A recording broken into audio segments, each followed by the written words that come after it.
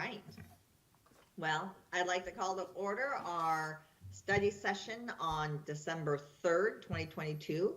All four board members are currently accounted for. Our fifth has an absence at this point and will hopefully be able to join us. Please note that we did shift to a fully remote due to the weather and to travel conditions and being able to get to the resource center at this point. With that, I'd like to just sort of begin the study session. Today we have two items really on the topic. One is the board self-assessment, and to go over that as well, with the goals being to really build those objectives as to what the board wants to focus on in the upcoming year. And as well, the next step after lunch or after a break, depending where our time is at that point, we will move into discussing the capital projects and levy. And I see that Dr. Holman has his hand up. And I just want to make sure that any patrons know that the Resource Center is open and available should anyone want to come and participate in the open public meeting here on site. They would just view the meeting on the screen in the room, but it is open and available. Wonderful. Thank you so much for doing so. I appreciate you putting that forward. And with that, I think I will hand this off to Sandy Hayes. She is a WASDA consultant and helps to lead different groups and work with boards. She is also a North Shore board member. Many of you might know her from that. And as well, I believe our president-elect for WASDA at this point in time officially. So with that, I'd like to hand it off to Sandy. I also believe I see Mark joining us. Briefly. Wonderful. Well, thank you. We'll see how long my battery lasts. All right, so all five are now present in that regard, and I'm just going to hand it off to Sandy so we can begin our day. Well, good morning. Thank you. And yes, I believe I have spent quite a bit of time with each and every one of you, so I will dispense with the introduction to make you feel like I know what I'm talking about, because the secret is out. I don't, and so we'll just move right along. So given that we're in a slightly different space, we are going to start with just a little icebreaker exercise to get us reacquainted with the virtual world. It's been a while since we've had to operate in this space. And full transparency, it came from icebreakers that don't suck. Because I had to do too many as an introvert where I was like, nope, not doing that. Sorry, there will be no screaming, drama, none of that. So you will feel like you are in a safe space participating if that is how you roll. So the name of the game is Pancakes versus Waffles. And we're going to go around and we'll throw John into the mix. He'll get to play the game as well. And you're going to say, each one of you, whether we should have waffles or we should have pancakes. And I don't mean for breakfast, but I mean ever. So after everybody's had a chance to weigh in, then we'll vote, and whatever gets chosen, the other then is voted off the island. So if everybody votes for waffles, then there are no pancakes at all. And then we will add another item, and then it would be waffles versus the next item. And then we'll discuss which one we prefer. And it's the first one is not as important, but if, say, one of the random words is roads and we vote roads off, then later if cars comes up, you have to remember, oh, we don't have roads. So just... it's not terribly challenging. Once we get going, you'll see how this works. So I am going to use the circle of squares that are on my screen. Again, it's a little harder because they don't always match, but just so you know how I'm choosing. And so we're going to start with Eric. So which do you think we should keep, waffles or pancakes? Pancakes. Okay, and you can say why. Do I need to make a case for pancakes? Yes, you do. Oh, okay. He gave it to the lawyer. Yeah. They're the superior food for sharing among a group of people. Okay. All right, Siri, pancakes versus waffles. I'd go waffles because they're just more fun because you can put a different flavoring in each square if you so want. All right, John. I'm going pancakes because the ability to add other elements to pancakes is, it fits more with my mental model than adding apples and walnuts and things like that to waffles. So I'm definitely going pancakes. Okay, and by the way, I'm hoping it's okay if I use your first names, just because this is a little intimate setting. Okay, and Christopher or Chris, which do you prefer? It's only Christopher if I'm in trouble. Okay, well then definitely we'll use Chris. Yeah, and I'm strongly on the pancakes because I hate storing waffle makers. They're a waste of space in my kitchen. Okay, Leah. I'm gonna go with waffles. And the Wait, no reason is volume. because there's a lot of You're on mute, Leah. Okay. I said I'd go with waffles, and the reason is there's also a lot of variability with pancakes. I feel like there's been some really good ones and some really bad ones, whereas waffles seem a little bit more consistent. Okay, thank you, Leah. Mark, which do you prefer? Pop-Tarts. What did he say? Pop-Tarts.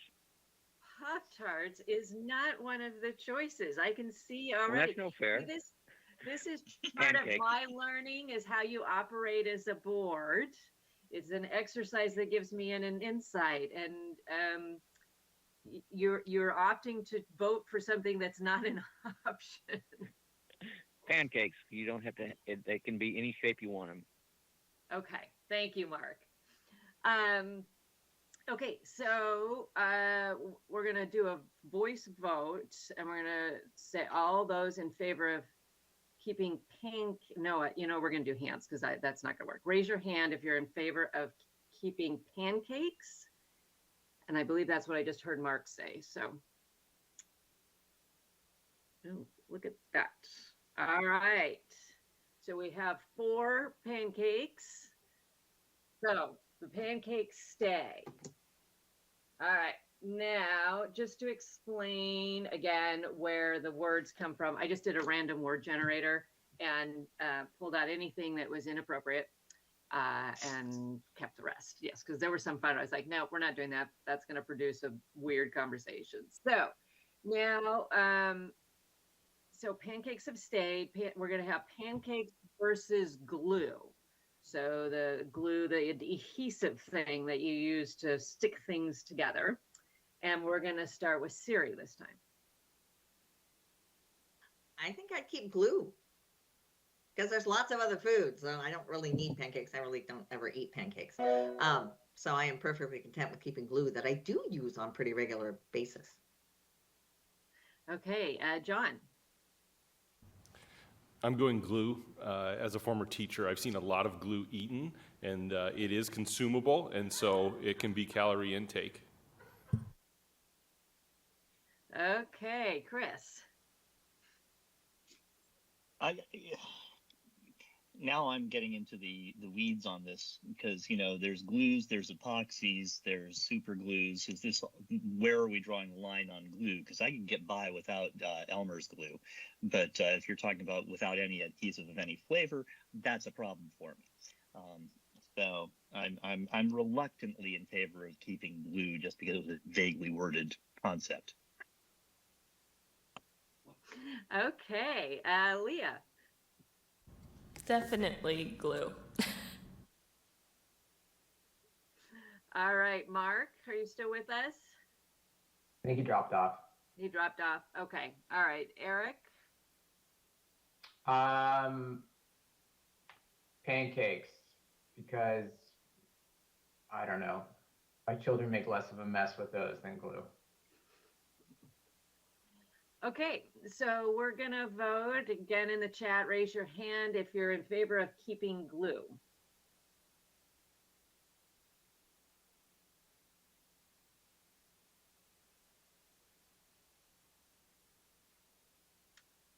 All right, so glue stays. So the next one is glue versus grass. as in the green stuff out that you have to mow on a regular basis. So this time we're going to start with John. I'm going glue.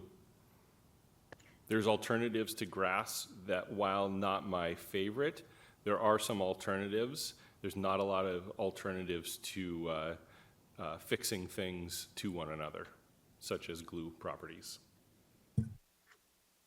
Okay, thank you. Chris? I'm going with glue, what John said. And Leah? I think I'd have to go grass, mainly because without grass, I feel like there'd be a mass extinction of a lot of animals that eat grass. Okay, Leah. Eric? Glue. I have no reason. Okay, Siri? You know, I was going to go glue, but I have to admit, Leia's comments about the animals having to eat grass, that there are some that's all they do. Because I'm putting grass in the big area, hay, alfalfa, all of those things. So I think I have to go with grass because animals should live. I can get rid of lawn grass. I don't care about that. Okay, great. So we're going to vote in the chat. All those in favor of glue, raise your hand in the chat.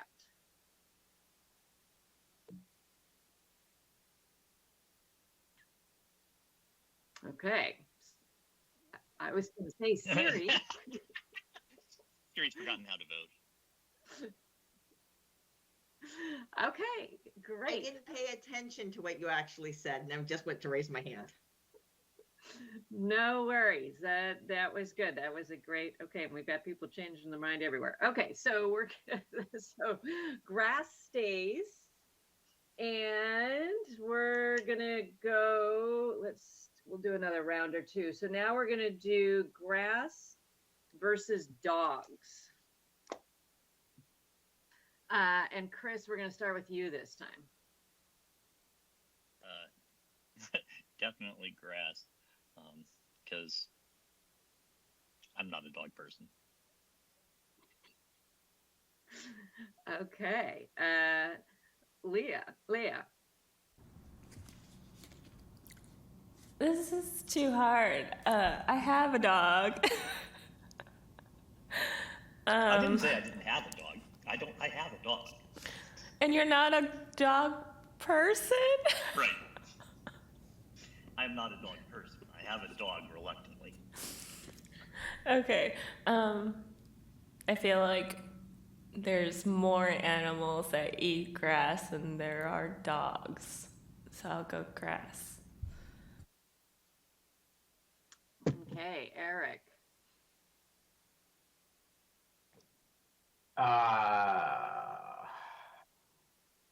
Grass. Do I need to make a reason? I don't know. My dog threw up in the middle of the night 2 nights ago, so he's on my S something list. Okay, Siri. To sort of be consistent with the last one, I'd have to go with grass because even though I love dogs, there are animals that depend upon grass. Okay, And not many John. things eat dogs. Not many things eat dogs. I'm also not a dog person, but I have 2 dogs. But I'm actually going with dogs because I actually believe that all animals shift and adapt to their environment, and I don't believe animals would be extinct because of a lack of grass, potentially. That's just in the moment thinking, because I think they would adapt to eating flowers and maybe leaves, and so causing the extinction of one species over a hypothesis makes me feel uncomfortable.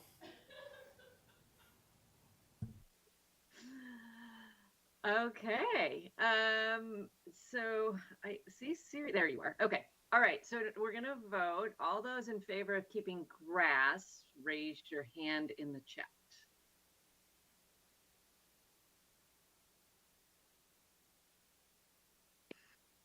Okay. So grass stays. If Mark is able to come back, just let me know. It is definitely a possibility. He's just currently Okay. trying to see if they can get the power up. Got it. And Okay, well, without power, he's got no internet, and his phone has no way to recharge. He's actually conserving his phone until he gets battery back, until he gets power back. So it's until his generator's running, he's going to be out. Yeah, no, I completely relate.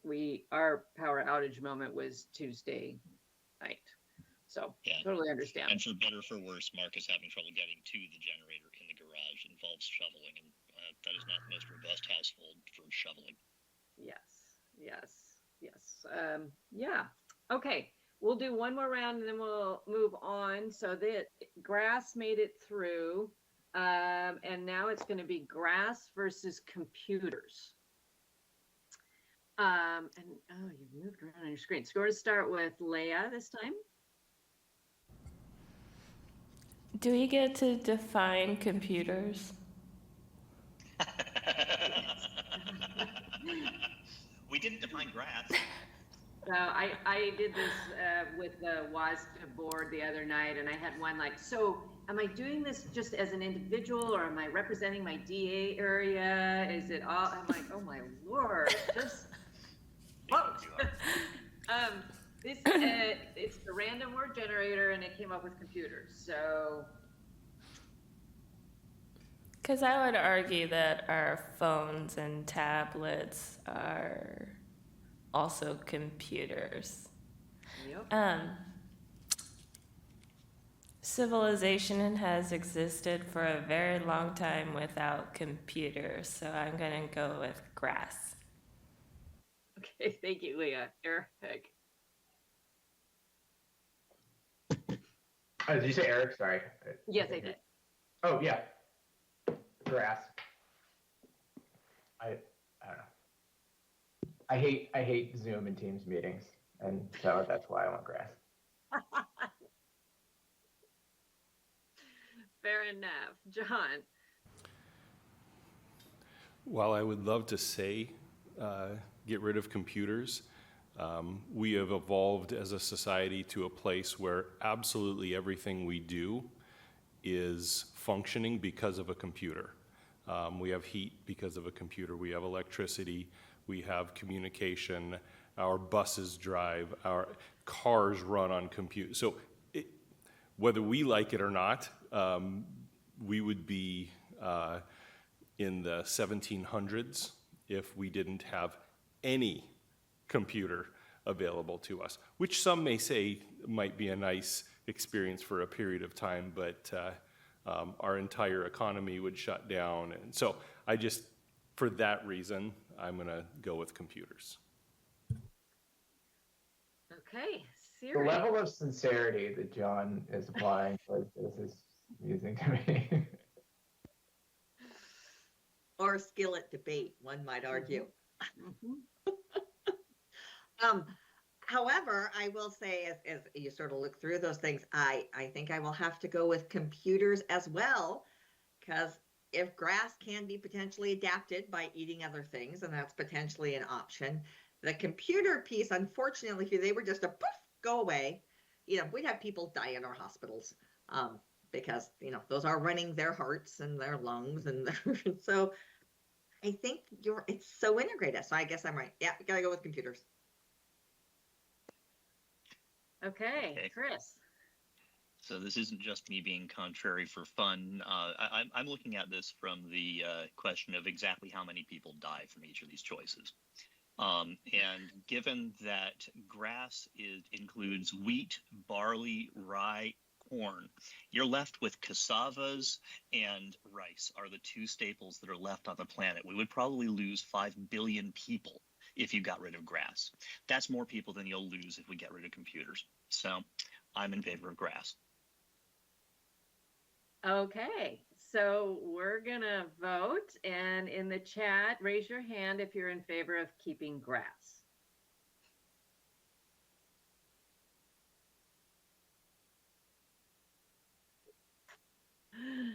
All right, thank you very much. So grass stays.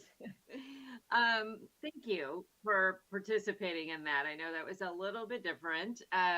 Not nearly as touchy-feely, I think, as some icebreaker exercises, which I like it. But it also gave me an opportunity to watch how you work as a team. So there's my dog. Free the dog. Sandy's going with grass. Kidding. It's okay. The joys of working at home. Yes. Yeah. All right. So now we're just gonna kind of reflect on what you learned, what you experienced with that, and I'm gonna make Eric go first as the lawyer in the room because I know that reflecting piece is his favorite. Did I tell you before I hated that?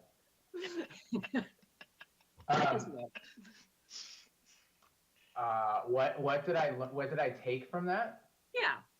Oh, that I could get away with not actually providing a sincere or complete answer, and that I could just move on to the next person.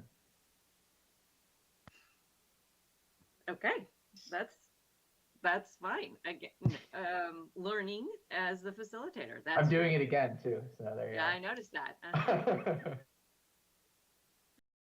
How about you?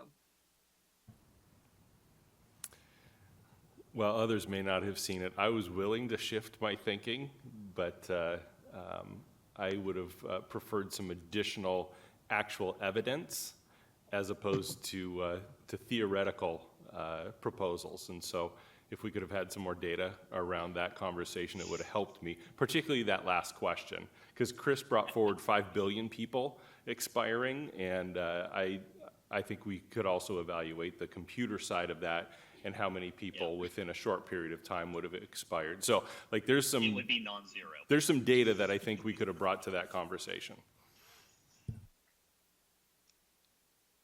Siri.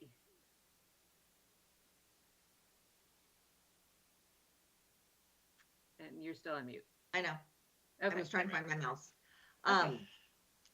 I found it enjoyable to be able to hear the actual different thinking processes of people, because it was pretty clear sort of in how those decision making and what things might play into it. So even though it's a game, it does give some insight as to how we think about different things. Chris, it was clear that you were yet again, you are very methodical with your thinking and science. So, it's like, oh, that's what I would expect from Chris. This is great. Okay, Chris, you can follow that up. No, it's exactly the same response that Siri had there, is that I wasn't surprised by any individual's responses. I saw this is the sort of approach that I expected. And there's the questions of, have you given me specificity? What are my parameters around which I'm trying to do it? And, for the good news is that as a board, we do occasionally have the flexibility to change our minds, all of us. That doesn't mean that we use it, but we do have enough respect as a board to change our minds when we want to. So. And Leah. I think the same. I saw kind of what I expected I'd see. I was surprised at a couple of the flops between what people said they'd vote for versus what they ended up voting for.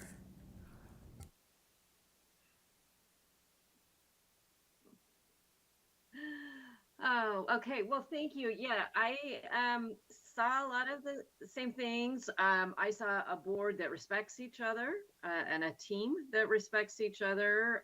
There was no, and again, because I've done this multiple times, nobody interrupted each other to argue against them. People can get quite serious about this, even though it's a game. And I did see people change their mind, which shows that you really do listen to each other and are open-minded when you come into decision making. I also saw this decision's too hard. And so I'm going to try to find a way to get out of having to make this decision, which is a tactic we use on the school board, right? It's, oh, this is a really hard decision, and I'm not happy that you've put me in this place. How do I find a way to get out of it? And sometimes there's valid, I need more information to make this choice. And sometimes it's just a rotten decision to have to make. I'm thinking some recent experiences we had in the last few years where there was no great decision, right? So thank you for indulging me with that. We're going to transition now. You were sent some articles to read, and I recognize that people are busy, and hopefully you read maybe one of them, at least, if not all of them. I know Leah read all of them. You read two. Okay, good job. Siri got them all done. And let's just talk for a little bit about, okay, I have many copies of these. What you got out of that, what you were able to read. And we'll, I can't remember how I started this last time. I'm all off. So we're just gonna, oh, I know. We're gonna start with Siri. Since you read all four, what was your takeaway from those? That how we behave as a board matters to overall student achievement. You want to expand on that, or you're going to just stick with that? I thought that was pretty clear. So yes, the stronger governance we have and the clearer that we work together and are able to do direction and partner. And actually, probably the other big piece that comes out of all of that is the importance of community engagement and that role for the board to be active in that location. And that was probably the other big piece that I hadn't thought about it from the board standard side, how that really fell out within these articles as well. Great, thank you, Siri. Chris.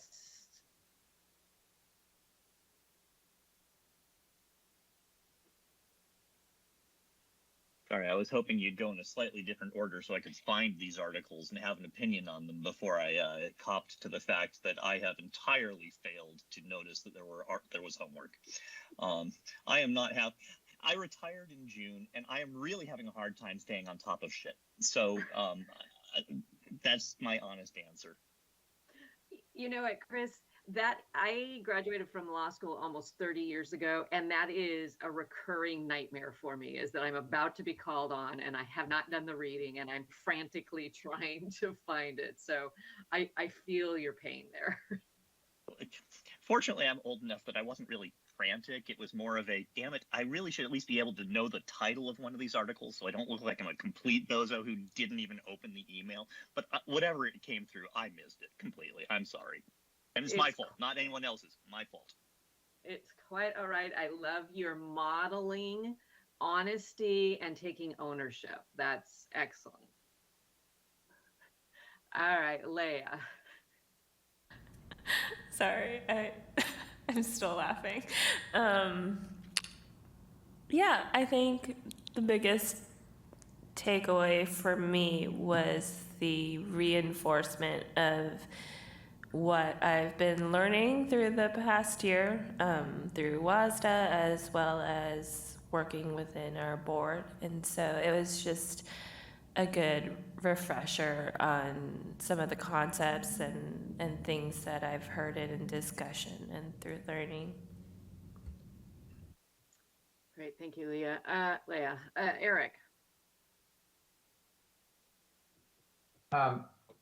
I always find the things that I take away from readings are the things that reaffirm my existing beliefs, and here no different, I guess. I always think about the most important thing a board can have is discipline, of being in discipline, meaning focused on the work of the board and not jumping into other areas. And that's, as a board member, something I try to think about all the time is what is the scope of work and what is outside of it. So that's what I took away from it. Great, thank you, Eric. That was very reflective. I appreciate that. John, I don't know if you had a chance to read them. I did, and I, similar to what Eric said, the reinforcing of concepts is what these did for me.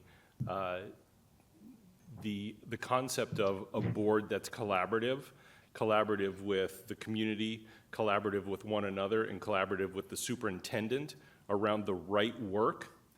And once that occurs, that a board really is effective and really able to do their best work, because when you're in that space, it actually allows for kind of being focused on the right work, allowing superintendent and staff to do their work while the board does their work, because they're two very distinct bodies of work, but it's through collaboration that actually occurs. And so they didn't use that term in this, but to me, that is what this work really is about. And then the standards really help guide and direct what that work is.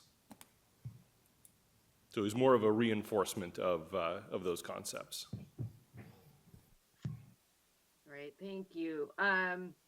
Yeah, I have found these articles very useful for all board dynamics.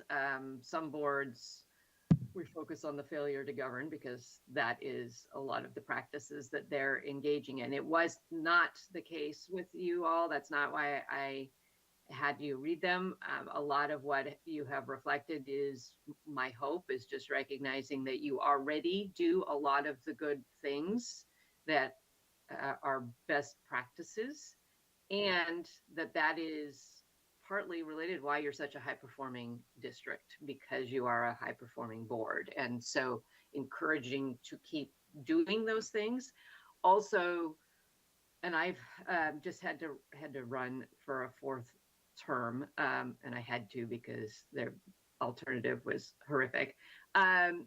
So people were saying, okay, you need to tell us what your accomplishments are. And I'm like, I don't know. I've been doing this for 12 years, but there's nothing I can point to and say that was me that did that. It was a board, it was a district, it was a community that things happened, but there's almost nothing where I can say that's me.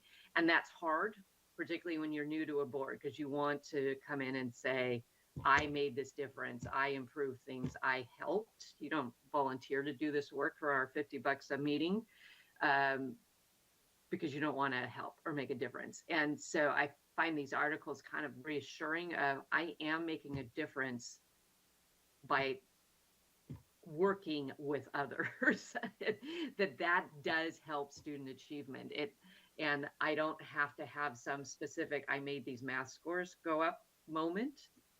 I made math scores go up because I worked with 4 other people well, and we stayed in our lane, or I need to come up with another way to phrase that, but we operated as a board and didn't get into the weeds and tried to micromanage things.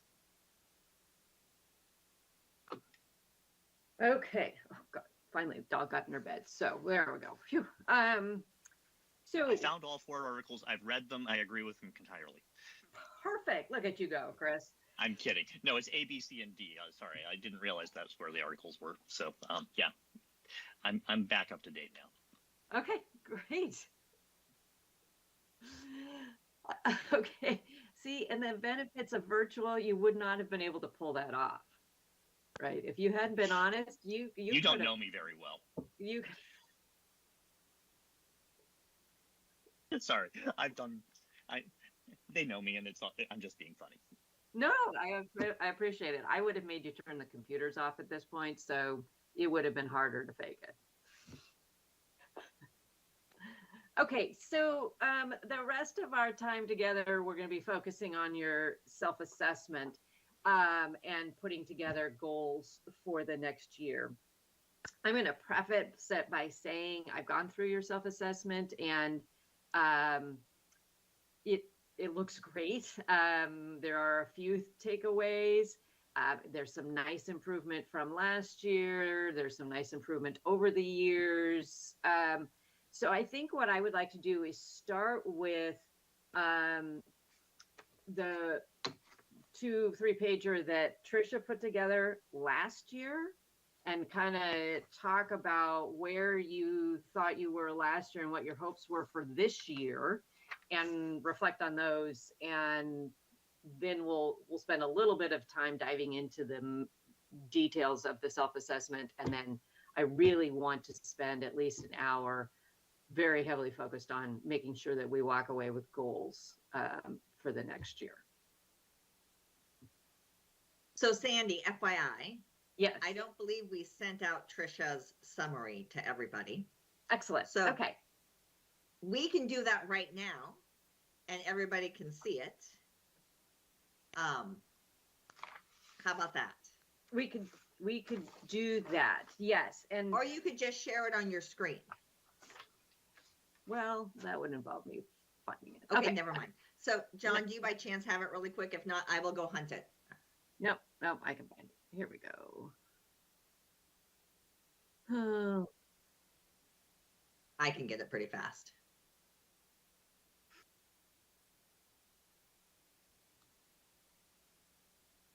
There it is.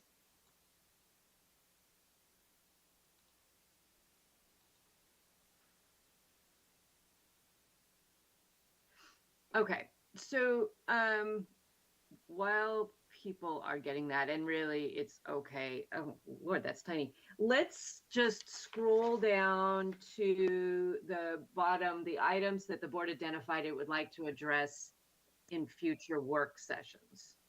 And if we can make that font bigger. There it is.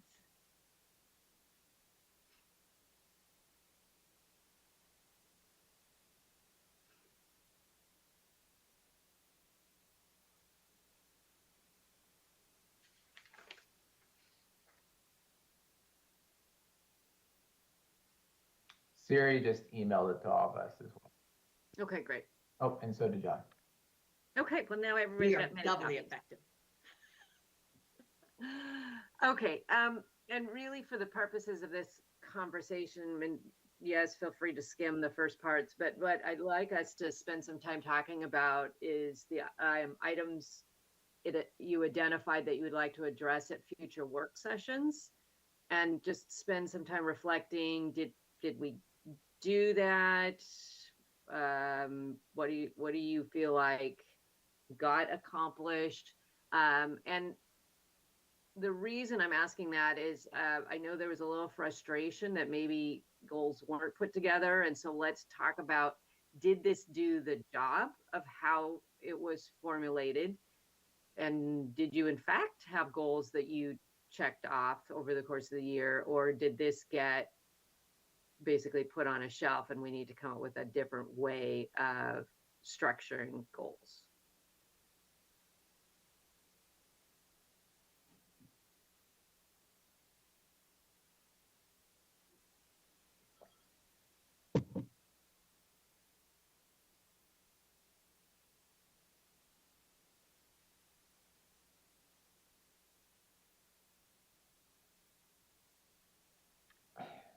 So, I just read the item you were directing us to read the items the board identified like to address at work sessions. Yes. So I don't know, my memory of the past year is that we have at least, have we addressed, is that the word? We have dealt with at times the issues in work sessions that are under there. I was, having read that now, I was surprised. I wouldn't have, my memory of our last go around as a board self-assessment was a little bit different. So I was surprised that, I wouldn't say those were the goals. Some of, I mean, communication was certainly something we talked about, but the other two items, I didn't even frankly recall discussion around those. But nonetheless, I mean, it is something that I would say that we have worked on in the last year, is my view. Okay. Anyone else? Thoughts?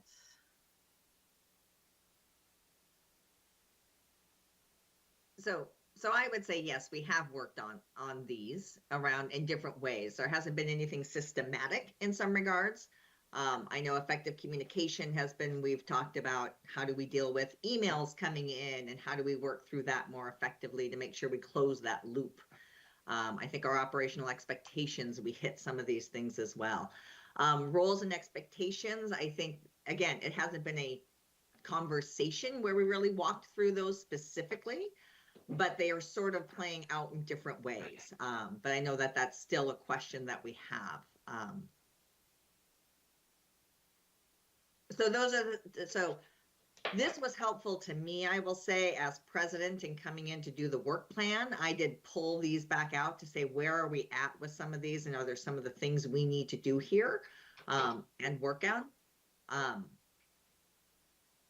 But it's interesting to have, Eric, you're like, well, those are new to me.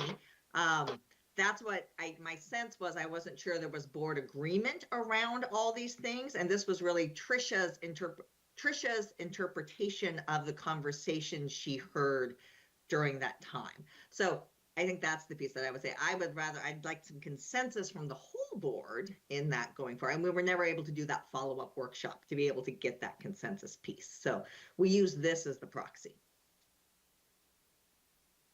Okay, thank you.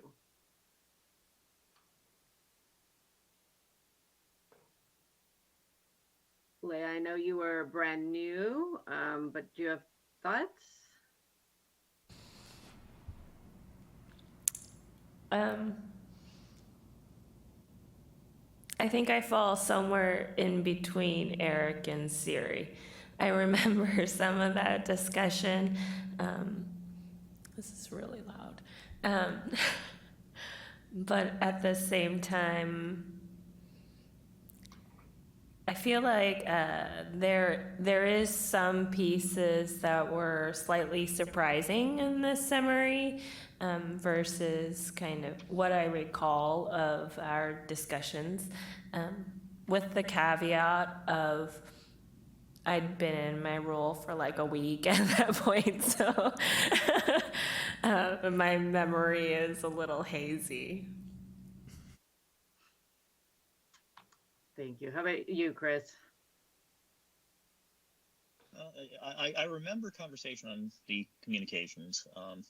The irony for me is that I'm looking at the conversation around roles and, where I know that's a conversation that we try to have regularly. Last cycle, it would have been trying to bring Leah up to speed on, how to operate effectively as a team. She's really slotted into the team very effectively. But to me, that one is one that's incredibly important going forward because I'm a lame duck.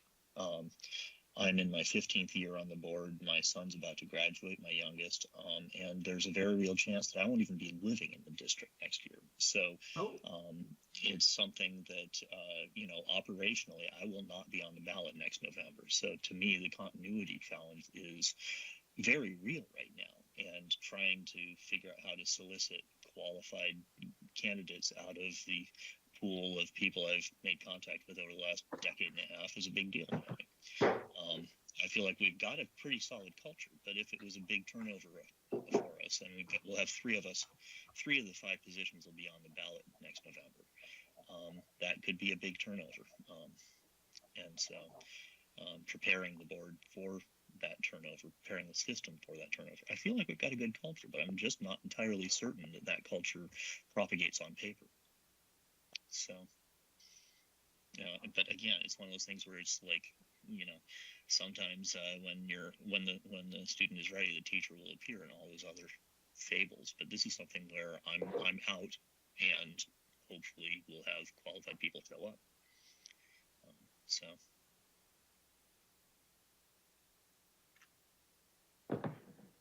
Thank you, Chris. Eric, did you want to say something? No. Okay. Yeah, it is definitely a theme among many boards, particularly for us districts that have grown a lot, that are becoming large. The workload has grown. The expectations of this unpaid, other than our $50 a meeting position, have grown exponentially, I would say, in the time You get that, $50. no, actually, we don't either. No, we don't collect the 50. But some people do. So I know that's it's out there. But how, and then, and at the same time that all of that's happened, we're having conversations about how we want diverse boards, and we want representation of all the different voices on our boards. And those two are basically mutually exclusive, right? To have this job explode in terms of workload and expectations, and then how do you get it, what the people that then are able to run, it becomes a narrow pool.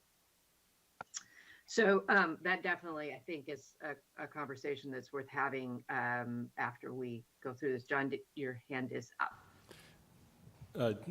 I have two things. One, I want to make a comment about kind of this and a reflection on it. And then I have a technical ask of everybody. First, I think the board has seen the value in summarizing and reflecting on their work closer to when that meeting occurs. We're seeing that with our monitoring reports right now, that we're receiving the board's feedback from our monitoring within 2 weeks or 4 weeks, depending on kind of the substance that was discussed at the board meeting. And so I think the board is turning around their feedback quicker. This meeting that was held last year, I believe it was beginning of December, Tricia sent the summary on February 22nd. And so it's a large span of time, and it wasn't the board summarizing their effort, it was someone else summarizing the board's experience. And so we could have taken this and then brought it back to the board for the board to summarize, which I think then would create more meaning. I also want to recognize that February 22nd, 2022 was one of the most impactful experiences for K-12 as we were kind of reeling from Omicron and everything that experience was. So there was a lot going on at this time, and I think there's practices that have changed that are allowing the board to be more reflective of their experiences during meetings. So that's just as I think about this. And then can I just ask everyone to turn their cameras off and on again, because I have a black screen on my end, and so it's not displaying very well. Thank you. What is it you need? You are fine. Great. Thank you. You're all back. Okay. And I want to apologize. I was not critiquing. There was no criticism in this exercise. I was just trying to kind of do a level set. It helps me understand what I need to do as a facilitator, and what will be most effective for you all. Okay. You are Just first. real quick, Sandy. Yes. I would say I still find, it is helpful to review this even as we walk in so that we know where we came from that sense. So I thank you for having that come forward, because we do forget what we've done, and that helps to bring it together. So. Well, and that was part of it, is that sometimes we say, oh, we didn't ever do anything. And then I use this example in my own district of, we're not involved with the budget process. And I say, well, but you asked for later high school start times, and you asked for a 7-period day, and you did these, and that all played a very significant role in the budget, or smaller class sizes, or whatever it is.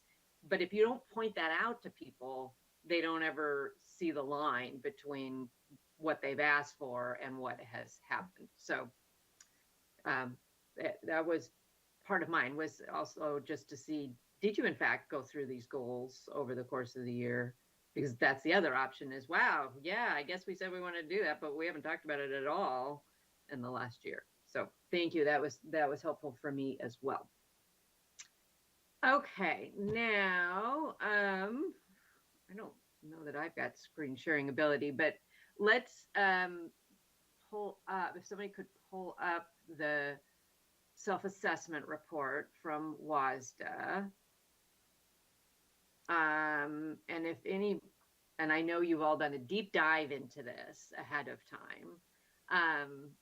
If there was anything that really you're like, I need to know what the heck was going on. How did we come up with these answers? I was confused what the question was asking, or I don't even want to go any farther until we've addressed this question. Let me know. Otherwise, we'll just kind of go through it. So I was actually coming into this wondering whether I had filled the survey out at all. So I apologize if I did not, but it looks like there were 5 votes this year, so I must have done it. I just don't remember whatsoever. So Chris, you were first to get it done. I Just did. FYI. Okay. Yeah. Only handle You it were once. on it. Yes. Great. I don't remember that, but good. Thanks. Yep. You did your homework. There you go. And I know this because Siri would have been harassing you if you hadn't gotten it done. So, okay. She is right. So looking through it, did anything huge jump out at me as to concerns? Nothing huge, just areas that we do have continued improvement to be able to work in and do. I think the one piece I found interesting was actually, and I have it marked here, in standard 1 is benchmark E, question 18. I know it's really, really, really specific because the piece that was interesting is none of us had said always in this one. We all said most of the time. And it has to do with our own behavior.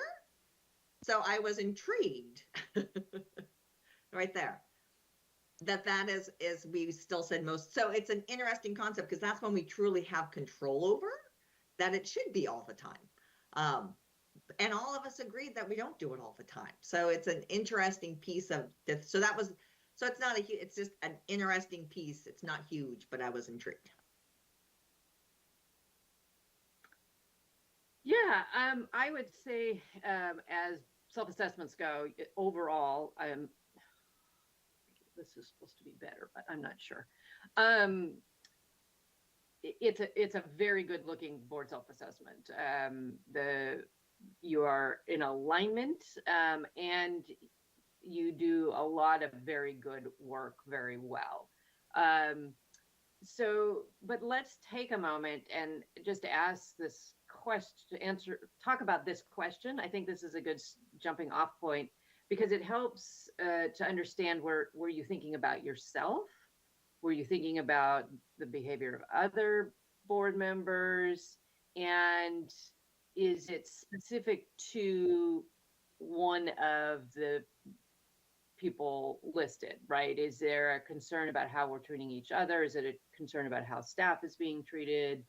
Community, certainly, again, the last couple of years, it has been a struggle to be respectful with all community members when they're calling you a killer of children. It can be challenging to remain polite and smiling when that's happening.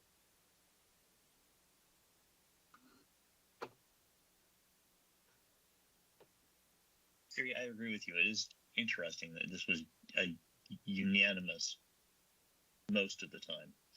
And I'm just trying to remember what the timing of this was, because there have been a few particular meetings where we've had constituents coming at us with pitchforks and torches that have been really tough. And I mean, honestly, I don't, my reaction to this today is not that I remember any specific incidents within the board or external from the board. But it's definitely something that I know in 15 years, the last 4 have by a mile been the hardest. And I think that in this case, it could very well be something like something specific to this. I mean, what's been interesting for me has been I've had a more constituent meetings this last year where it was clear to me that someone was so angry with us that I had to take them to a calm, quiet venue for a one-on-one conversation rather than trying to deal with it in our usual board feedback officially. And yet, in most cases, it turned from something where I went into it honestly. I'd get up in the morning, I'd head down to George's for breakfast, and I'd be sweating bullets. But I can say that even though there's at least one of them that I know I still haven't managed to talk around to my way of thinking, there's nobody who I feel worried that I'm going to get shot. I mean, it's just been that kind of a pandemic. And so I don't know. That to me is my interpretation of 18, that it's been really challenging to just try and rise above and remember that everybody who's showing up, if they're angry, is almost always angry because they perceive their child as threatened. And that memory of parents going, Papa Bear or Mama Bear on a school board, that they're just, anyway, they're people too. And that their being upset is not necessarily wrong. So that's my interpretation of it now, but I have no idea what I was thinking when I filled this out, as I don't remember when I filled it out. Thank you, Chris. What do others think?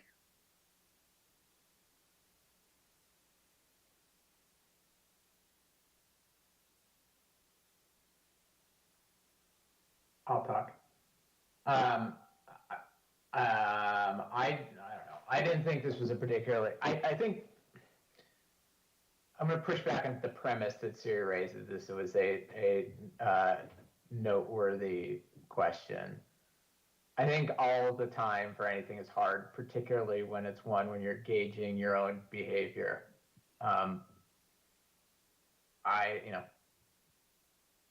So most of the time, yes, we strive for all the time, but most of the time is, I think, fine. I can live with.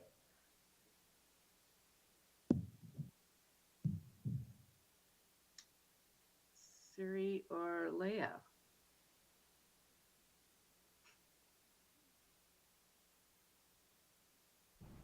Sorry, I keep going to my computer to unmute and I forget I have to use this mic.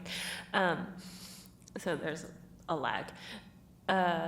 When I answered this question, I was thinking about my last year of experience sitting in board meetings, and there have been instances where opinions have been shared or thoughts have been shared, and I didn't perceive it as necessarily a respectful way of communication. Everyone is entitled to their opinions and what they think, but there have been times where it could have been phrased differently or approached differently, and I think awareness of those instances and bringing those to light will help us going forward so that our interactions are more respectful.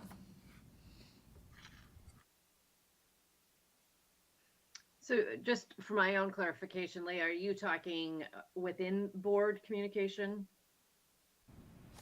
Yeah, I'm referring to specifically in board meetings and study sessions. Okay, Siri. Yeah, I mean, I would agree with Leigh. I think there are times during those pieces that we do not necessarily utilize our voice as effectively as we could in a way that's respectful for everybody in regards to staff, other board members, and pieces like that. So I do think that's something that we could work on and just doing, and I think that's just part of our role to just draw attention to it and pay attention. So yeah, I would agree with what Leah's put forward, sort of the outline. Okay. Sandy, can I just offer one piece here? No. Many of our interactions with community is a first impression. And that's the only impression and the only interaction we get to have with that community member.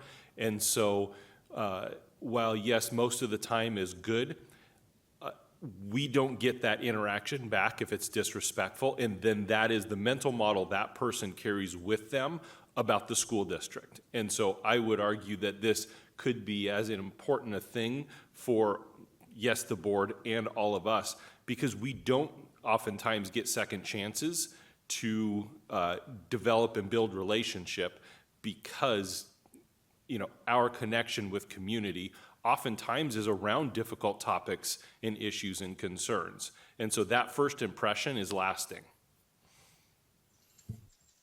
Thank you, John. And I know I was teasing you when I told you couldn't speak. Chris, your hand is up. Actually, first, a here to what John just said, because with 100,000 constituents, yes, most of the time it's your first and only time you meet them. So better would be better.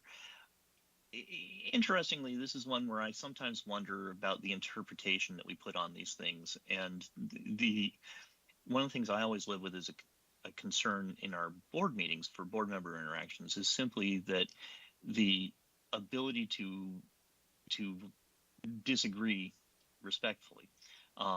When I joined the board, there was sort of this culture of the board does not disagree in public. And it's like, no, actually, that's really useful for the public to feel like we actually do have different personalities. And having a culture where we can do that effectively and consistently is a big deal. I think we've actually gotten better at it in my tenure. But I still, it's something where the ability to keep propagating that culturally is important for us.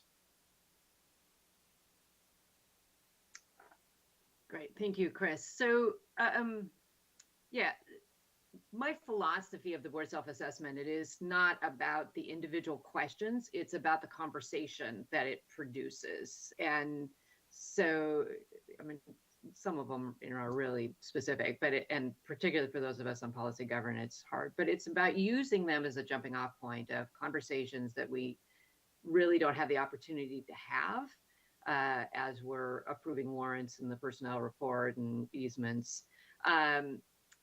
So that's the goal here. And we're going to pick some questions, and it's not about, you know, I didn't get an A on this. It's what's going on, because this has unearthed a huge thing. And to your point about sustainability, I agree with you, Chris.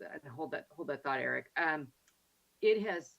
The tenor of our board meetings has changed, and what people think is appropriate of how to treat us has changed dramatically in the last few years. And if we're going to ask somebody to come step into these seats, we can't just hope that that's going to magically go away, that people will go back to either having no idea what the school board is and what it does, or just showing up when they're unhappy about the volleyball coach.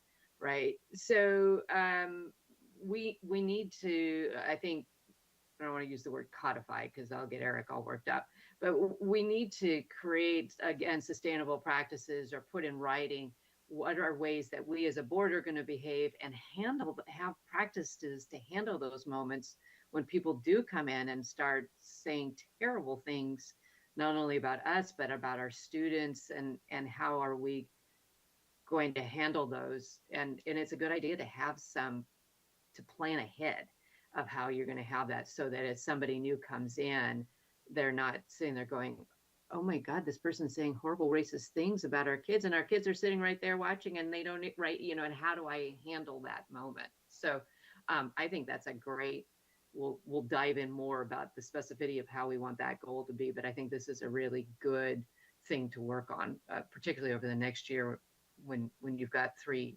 potential new board members coming in a year. Eric. I was listening very carefully to what everyone was saying, and I want to revise my earlier remarks. Okay. I think so. When I think about the question of It's interesting listening to people talk about two ways of thinking about this question. One is the board's interactions with the community and whether those are respectful, and then the other component sort of is the board's interactions with each other and staff. When I think about our interactions with the community, if it was just that component, I would have answered always. I think the board is always respectful in our interaction. At least my perception is with the community, where I think that it moves from where it's either some or most, and it's why I landed on most is our interactions with staff, and that's where I think you know, that's I guess that would be the area where I'd flag a little more concern, and I was also thinking about why I answered most, and I think that is why. I think as a board member, particularly when one who's being like right now being recorded and broadcast, you can feel like you need to push on things or say things in a forceful way to show that you're doing something, you're pushing staff, you're fighting for people, and I think I'll use I statements. I find myself right or wrong, probably more wrong, falling into that trap sometimes, and so that's something I think about. I'm trying to reflect upon right now and think about an area of growth for me as well. And some of that too is, I think there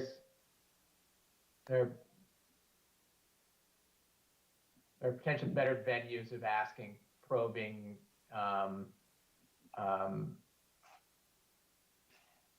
questions that put staff on the spot than on the dais at board meetings do. And so.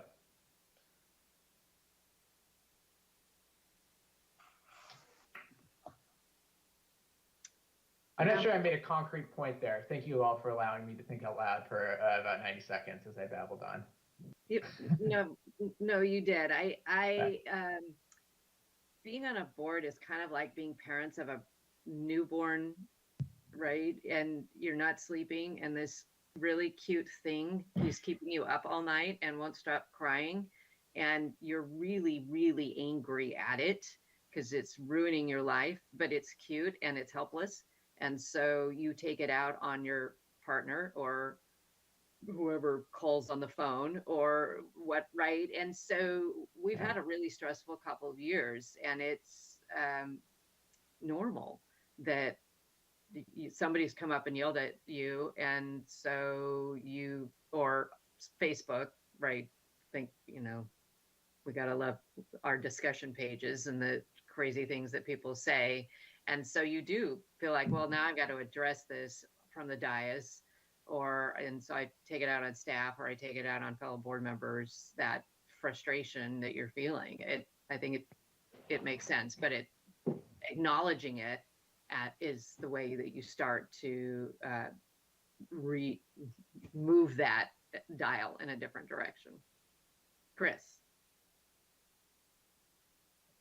I actually, Eric, your 90 seconds was quite useful.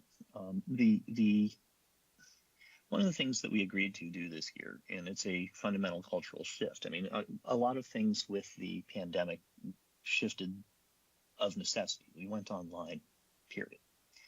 But bringing things back from online changed to, well, do we want to keep some of the stuff that we had?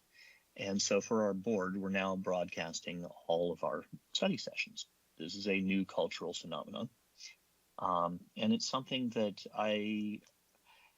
it's ironic. I don't know if it's that I just don't care, or if I am not really understanding how it works, but I don't actually think about performative stuff when I'm on camera versus just this is how I'd react if it wasn't being recorded.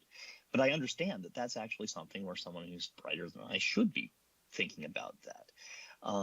And that's a cultural transition that we need to be cognizant of. And I think to some extent, it's not that I've always felt that the study sessions, it's very useful for that information to be out there.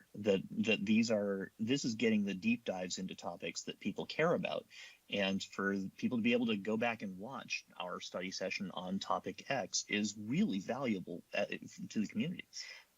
But the flip side of that is the quiet conversations that you were able to have when you weren't on camera, and we no longer really have that. I mean, this is open public meetings.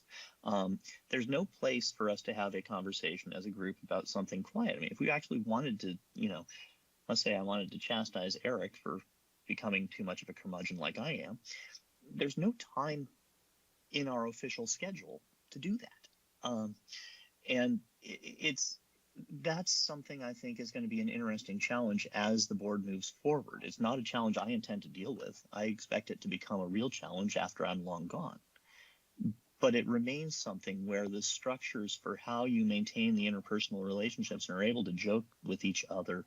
And, honestly, occasionally it's the, hey, you realize that what you just said sounded a little racist. I mean, that comment matters. But being able to do that in a place that isn't permanently recorded for posterity also matters. It's harder to nudge in public. And that's something I see as a real interesting shift that I haven't fully grappled with yet. John.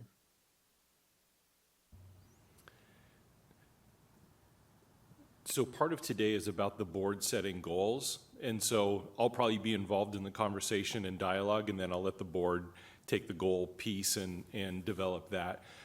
Eric, to your point, the board has a very unique role of system accountability. And with accountability comes pressure. And so for me, it's never about, is the board applying that correct level of pressure? It's always, how does the board do that in a manner that that maintains kind of the ethics that are stated within the board's policies? And I think that's what you're saying as well.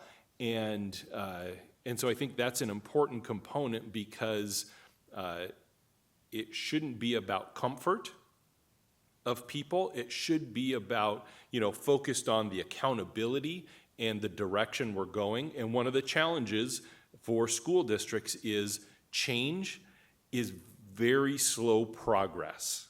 And so rarely are we going to see significant and massive shifts in success rates and things like that. It's this kind of slow, and it's uncomfortable for all of us, because our desires are that all kids every day are being highly successful. And it's the pace of change is not rapid enough. And so maintaining that accountability, that pressure, with the tension of understanding change. And so I appreciate what you said is very relevant. And I know you said you didn't believe it was pointed, but I think it was really applicable to, and in particular to our school district, highly, highly successful school district. And we've all agreed success, we haven't achieved success until everybody is achieving that same level of success.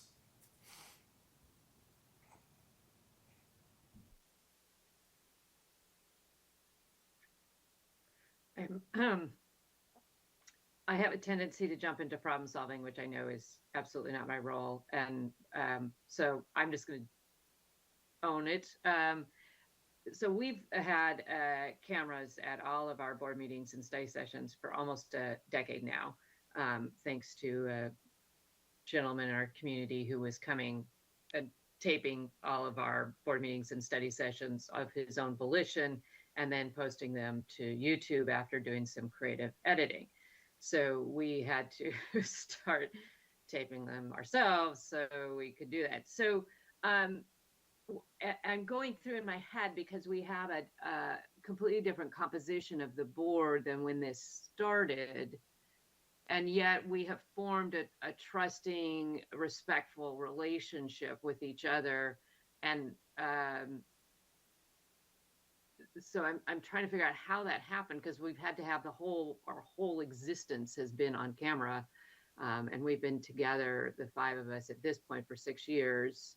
and everything we do is on camera. We never have an opportunity to do that. And I'm like you, Chris. I've just totally forgotten the cameras are there.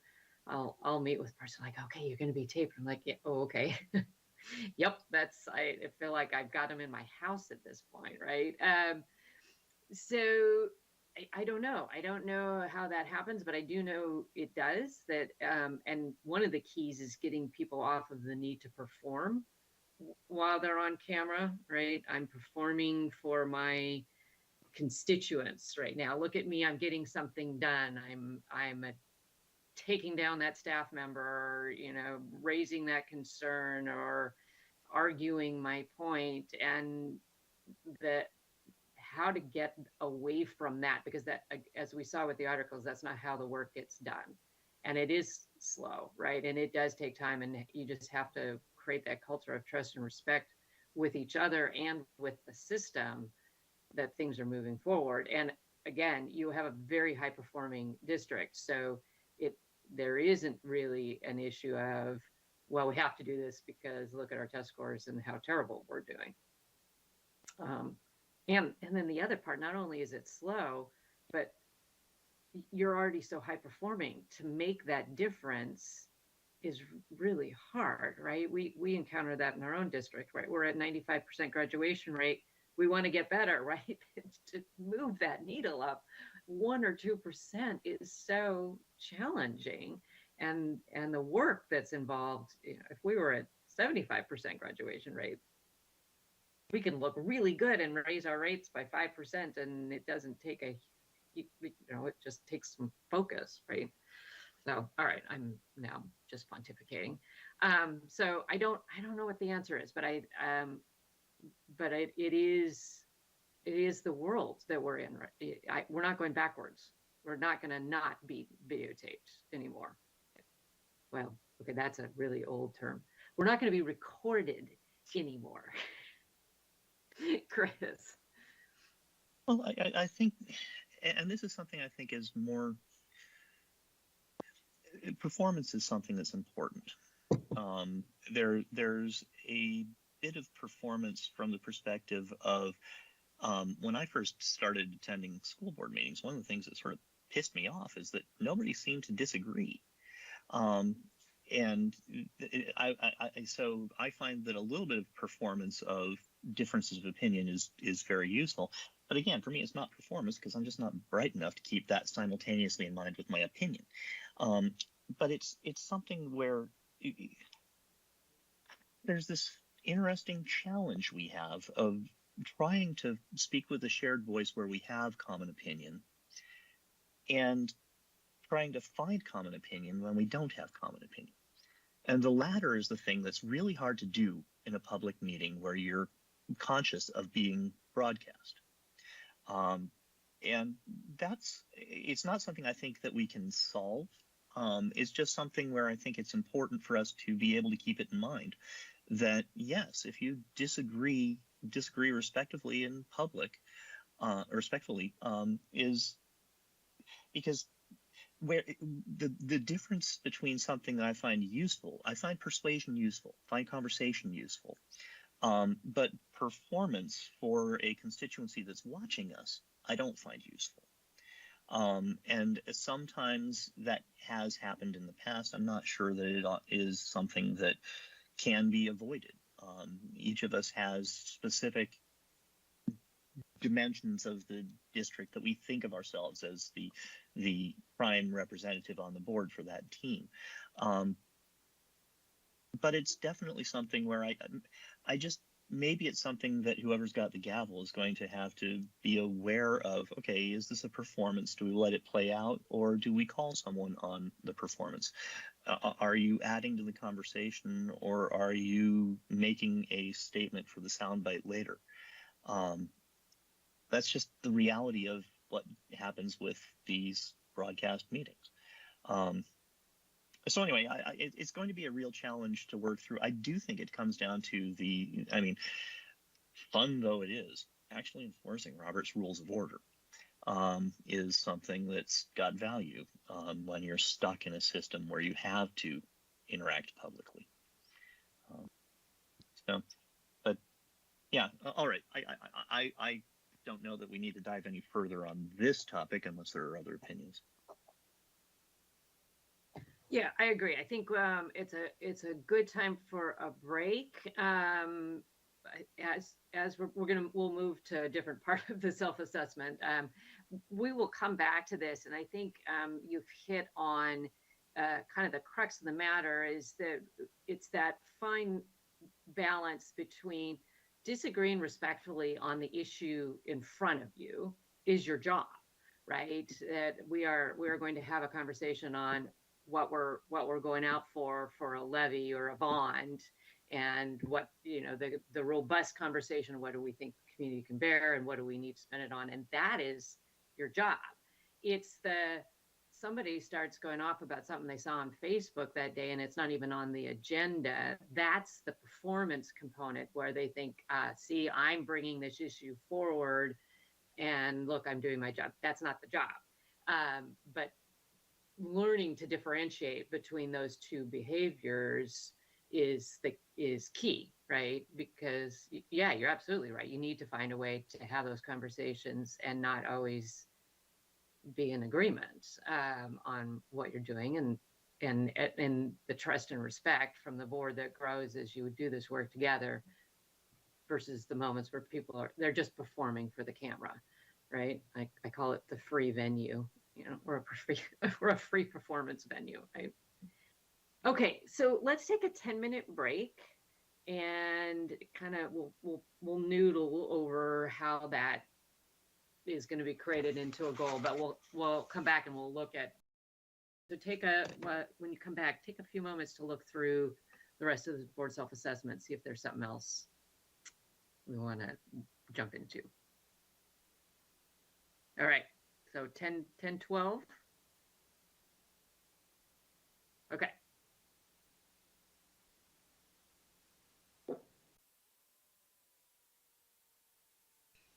Thank you. Okay, we're ready to restart our study session.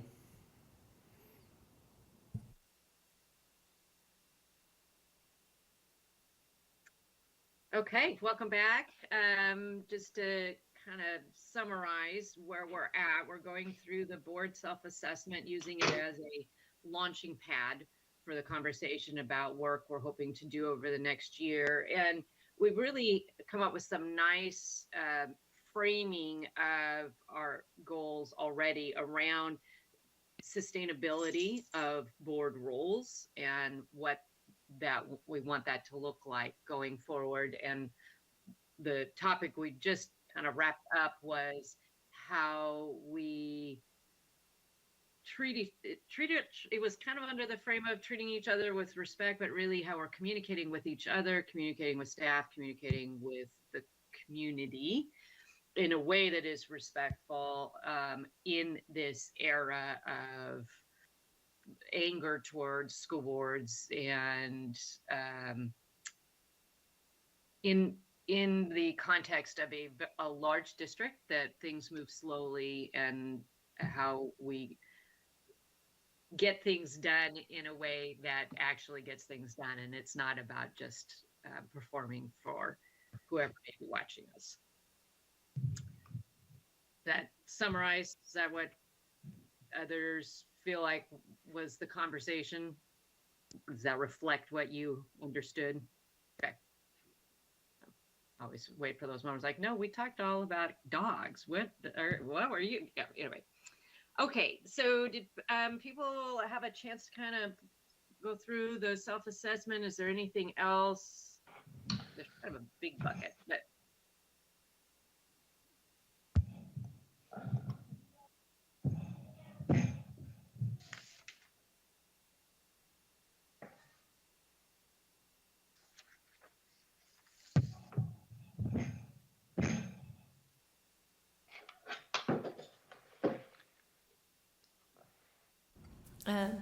I was just going to say that communication seems to be a persistent topic from last year to this year. yes, I would agree. And somebody had brought that up, I was going to, that I call it the forever conversation. No district has figured out the perfect way where they're able to reach everybody and everybody understands what's going on and knows that they can communicate with board members. So it's always a work in progress, and I think it's always an important goal for boards to set for themselves is to continue to do that work around communication. So with that, and we've talked a little bit about how we communicate, and maybe we want to talk a little bit about why and what are some more specific goals we have around communication.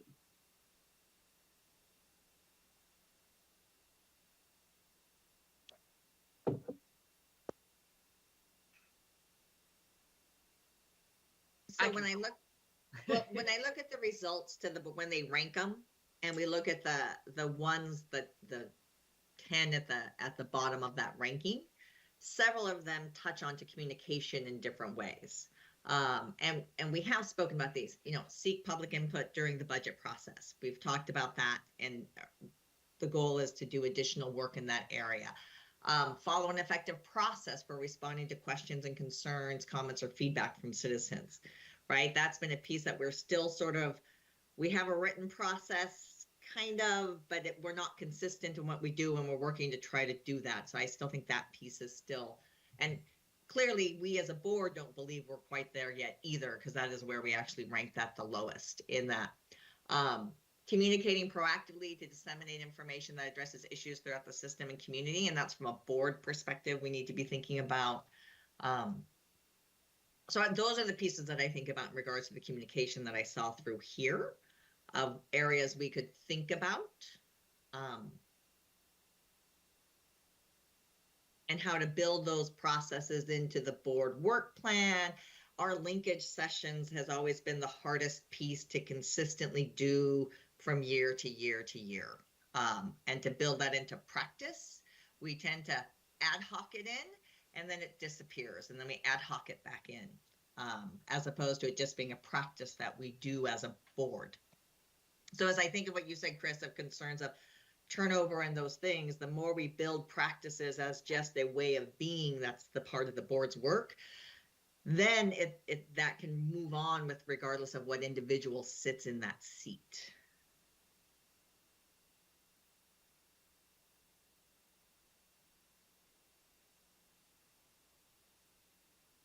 Yeah, Chris. So this is something that I'm really intrigued by. It's always been a challenge for me to, or just, not even challenge. It's been interesting to watch as different members move in and out of seats. The notion that we can define the role. Each of us comes in and sort of redefines the role for ourselves, both in terms of the practicality of how it fits with our life, but also in terms of our particular interest. And so I'm with you, Siri, on trying to. I think the cultural pieces definitely, in terms of how to communicate with the community, what expectations a board member has for communicating with the community. When the board has made a decision, how do we get that out there? What sort of things will be done? But the place that gets interesting to me is things like, question 7. Does the board follow a defined process for gathering input prior to making critical decisions? That's one that I've always found an interesting question, because there's a defined process for gathering input on everything sort of assumes that on every decision that we're making, we should be gathering public input, or that's always been problematic for me.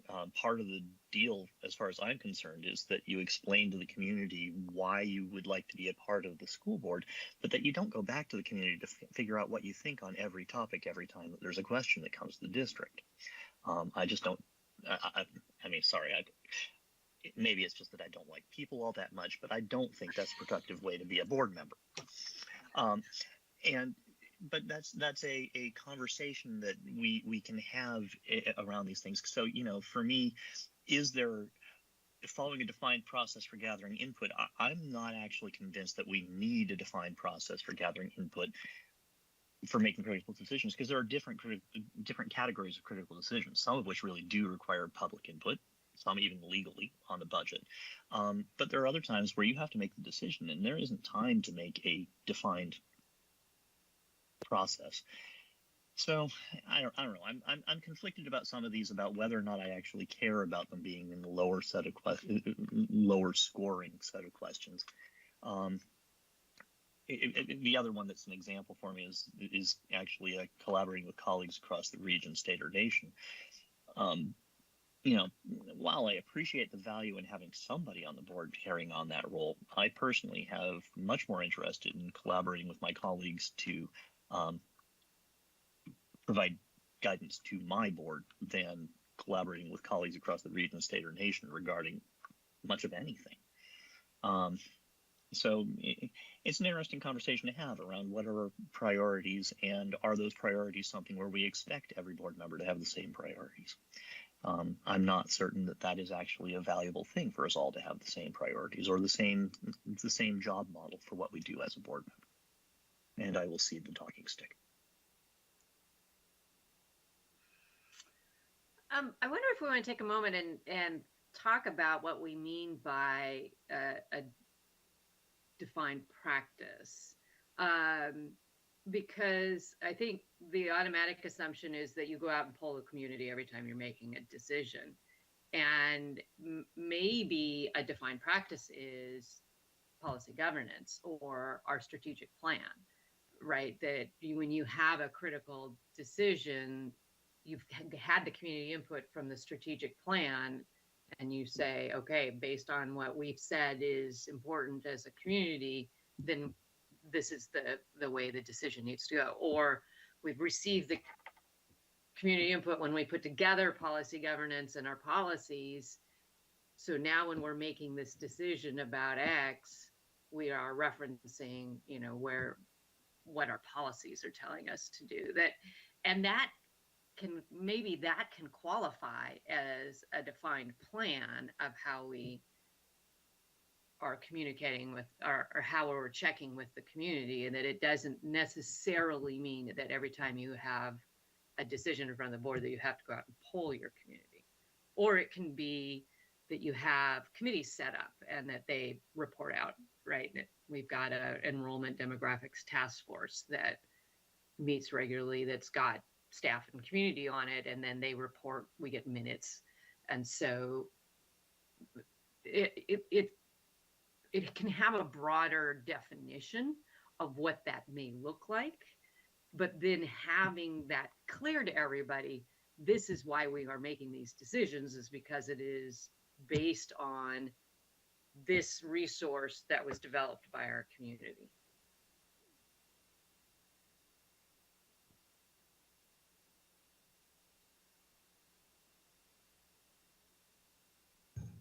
I ranked that one low because I didn't understand what it meant. So, yeah.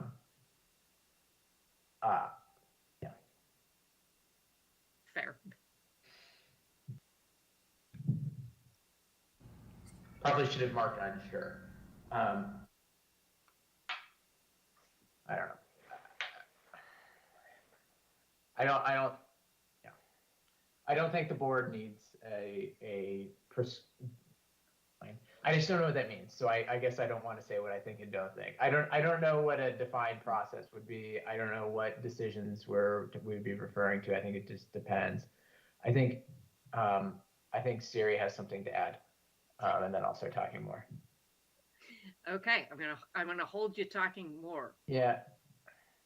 I was going to let you talk more, but what I was going to say is I do remember a framework that was brought, which was the public participatory framework. It actually was a 6x6 grid, and you sort of made sort of concepts of how much community input and where do you seek on certain things. Are you just informing? Are you gathering? Is the community making the decision? Is it informing? So that was a framework that we had done at one point within, and it was a structure of a thought to go forward. It was helpful from my view as a board member to understand when might you really want to make sure you go out to the community and ask those questions? And when is your policy already defining it, kind of as Sandy put forward? So that's sort of what I think about it. So we think of community engagement. I will say when I came on the board, it was definitions of community engagement were different. And that caused conflict in many different ways as to what I believed input was not what was occurring. But the other side definitely thought they were doing community engagement. And so how do you start to bridge that to come to a common agreement so that there isn't a back and forth all the time? I think that's the goal, is what I would hope to get out of this, as to what do we agree on in community engagement?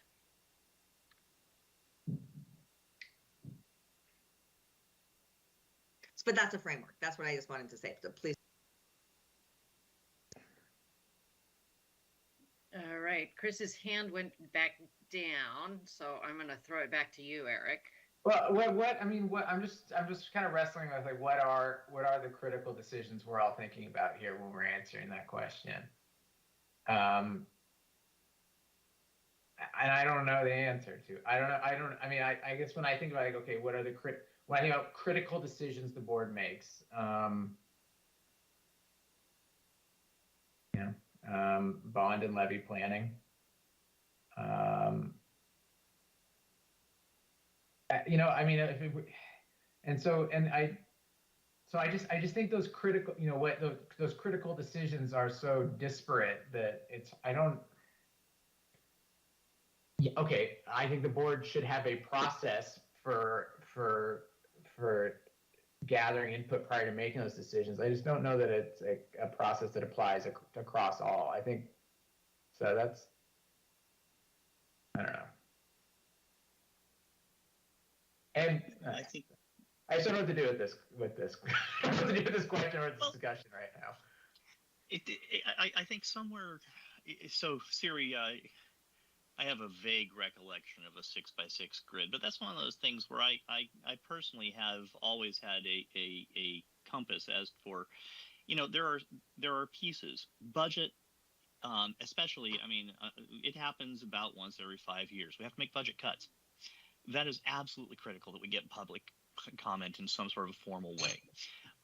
Every 2 or 3 years, we have a boundary process somewhere. Again, that's something that's incredibly important. And both of those are very specific and recurring. That is, it's not like we have to invent a new process, nor that we have to have a single process that applies to both of them. The third being the levy and bond topics, which are a recurring pain in the ass that I'm obviously terrible at. The main thing I can do for this board is get off of it, because we always passed bonds before I showed up. But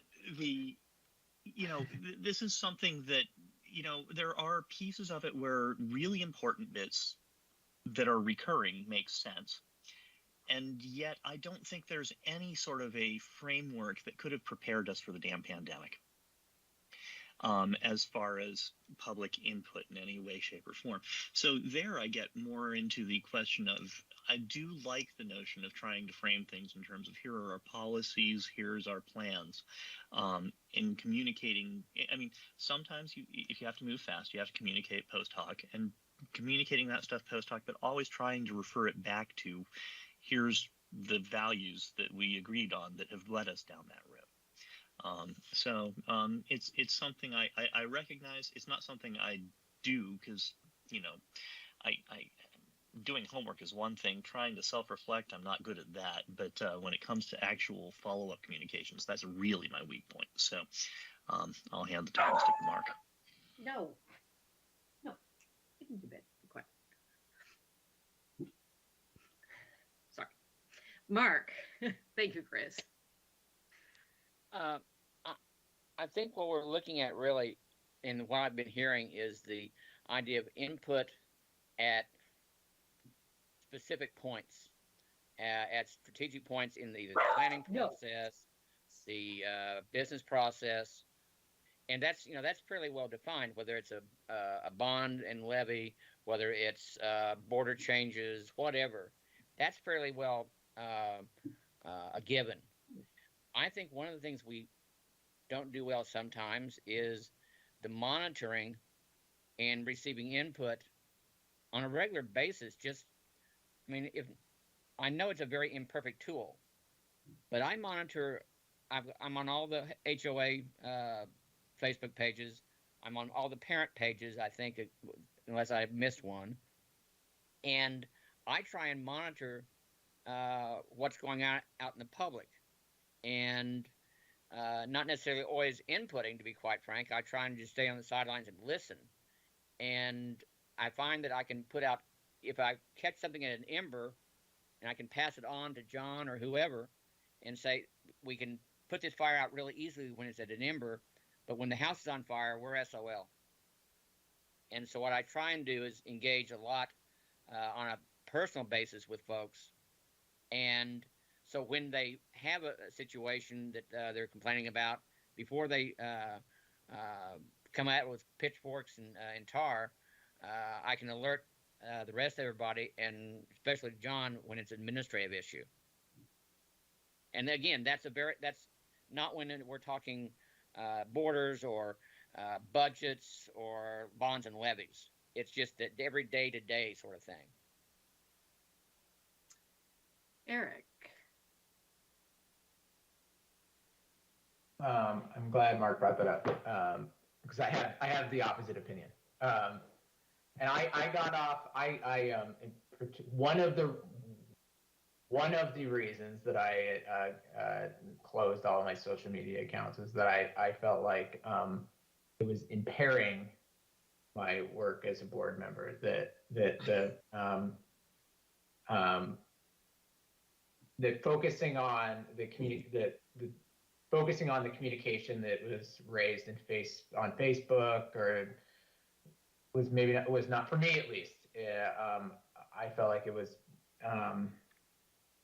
not helpful, and not representative of, not helpful for my decision making as a board member. I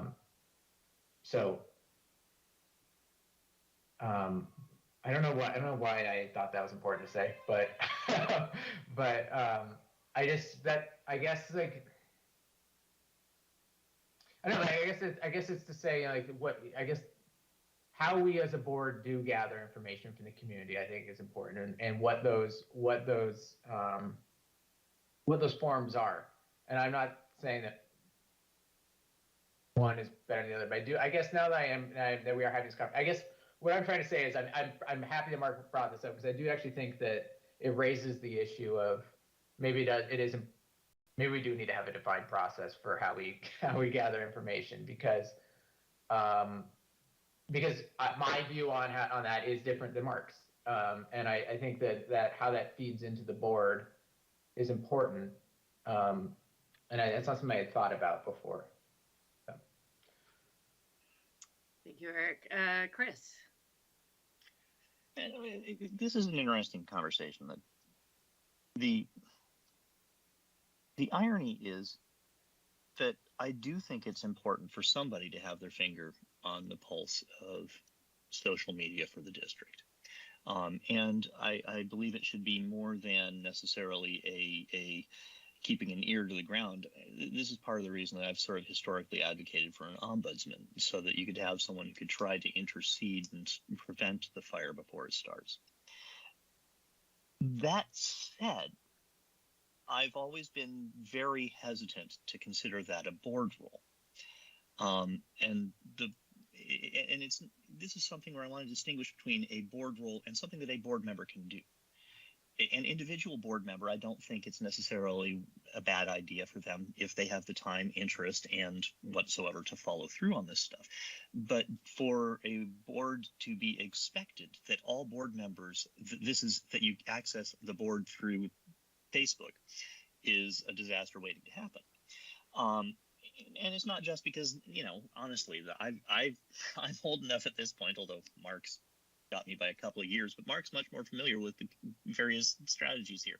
I don't do Instagram, and I've heard of this thing called Twitter. I mean, there's all these dimensions that just not going to go there, because I'm not there already naturally, and I certainly wouldn't want to make that part of an expectation of a board member. So it becomes the challenge of, is this something we expect of the board? I don't think we should set that as an expectation for the board, because ultimately if you're monitoring for things before they explode, that can grow to be a full-time job, and we're definitely not paid enough to do that. But should there be a role in the district that is taking care of that and perhaps reporting up to the board? Certainly. So I wanted to put it out there that I don't think it's useless. I do think it's dangerous to set as an expectation that the board will always do this. Okay, I'm just gonna do my lawyer thing, and this is usually where the wheels come off the wagon. I don't disagree with anything that's been said. I will caution there is some worry around OPMA and social media, that if you have 3 board members on the same site, and I don't mean Facebook as a whole, but if you have the Lake Washington discussion group, if you've got 3 board members on that, all it takes is one of you liking something or responding to something, and it is potentially can be called a meeting. So I just generally encourage boards, and I'm with you, Erica. I was thrilled when I learned this, because I was like, excellent, I have an excuse to get out. And then those that really just absolutely had to be in those sites, they could be the 2 from our board that were on it, and I didn't have to participate. We do have someone in our district they monitor our neighborhood groups, and we have a North Shore discussion page, and so they monitor those, and then we all have, I call them our moles, that will be like, hey, just giving you a heads up, they're rallying on this group and they're coming to a board meeting. Okay, great, thanks. Or, if something completely bizarro is being discussed, and somebody will reach out and say, is this really true? No. And then they'll do some fact correcting, which I think is a complete waste of time, but there you go. So it's something to be aware of, and it's something to think about. And we're going to delve into the social media, how we want to have that as a goal, how we want to handle that as a board, because it is unfortunately a part of all of our lives, and it does do things. I'm just going to throw out a question. Who is our community? When we say the community, who is that? And so while you're all pondering that, we'll let Mark go. Okay. I don't think I'm ever going to have to worry about any 2 other board members on the same page in this district or on Facebook at any one time. And as Dr. Carlson alluded to, my senior status of age, I started my career on a typewriter.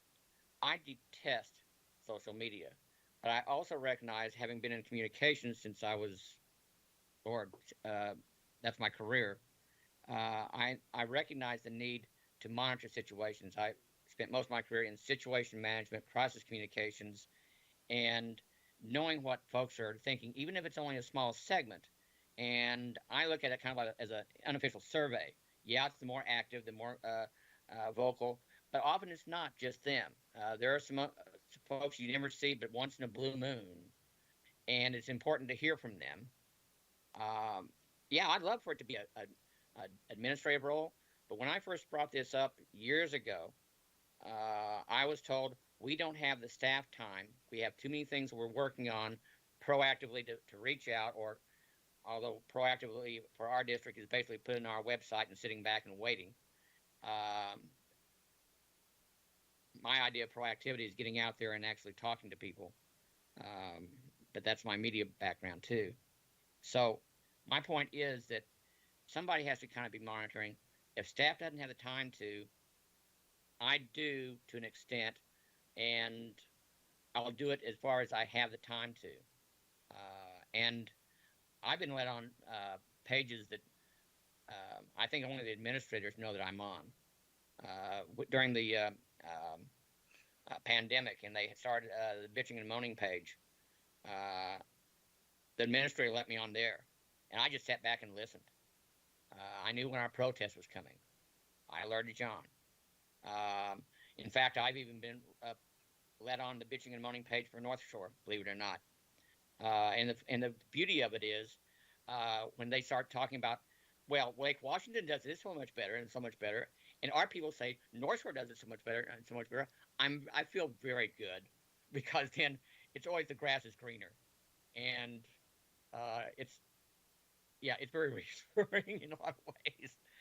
But again, it's a void that if we don't listen, I mean, that beforehand you'd had the telephone, you had emails, but now this is a way to kind of tap in quietly and listen. I try to keep my contact in there as little as possible. Aside from, if there's a question, I can send them to a place on our website, or I can say, let me bring this to the attention of the administration, if they may not be aware of what this issue is, whether it's crosswalks, whatever. It's usually something mundane. Rarely does it get to be the crescendo that becomes especially if you can catch it early, that becomes a house of fire. And yeah, I recognize, Chris, I understand your point totally, and I can also appreciate Eric, especially as busy as you are. But I'm in a little bit different camp, and my training is such that it's different. So be it. Okay, so I'm going to call on Siri. I've asked you to think about who is our community. Now I'm going to add in another. So there's a social media world out there.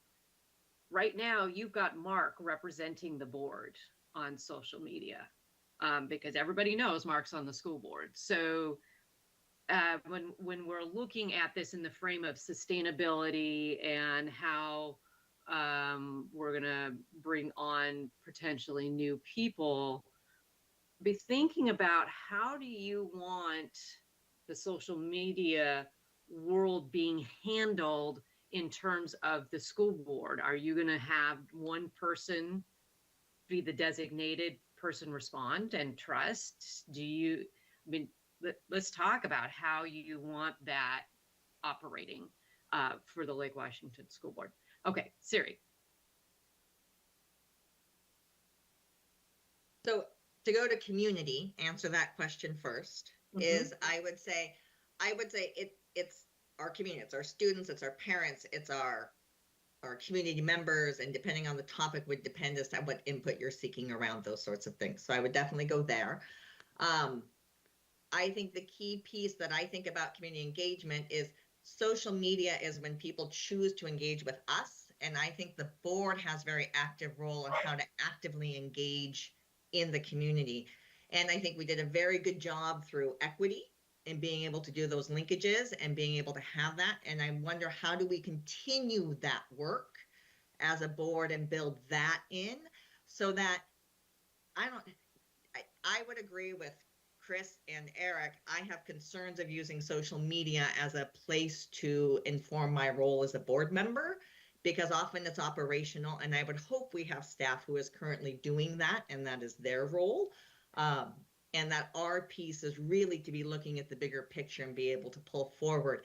And if we are doing our job in linking with the community through focus groups, through our school site visits, at least through that way to get pieces and some other components, we can start to inform from that picture. So I guess those are the pieces that I would look at in regards to community that has. Okay, my dog has lots of opinions right now. Leah. I just realized that I'm talking really slow, but that's because I hear myself on feedback and it's really disorienting.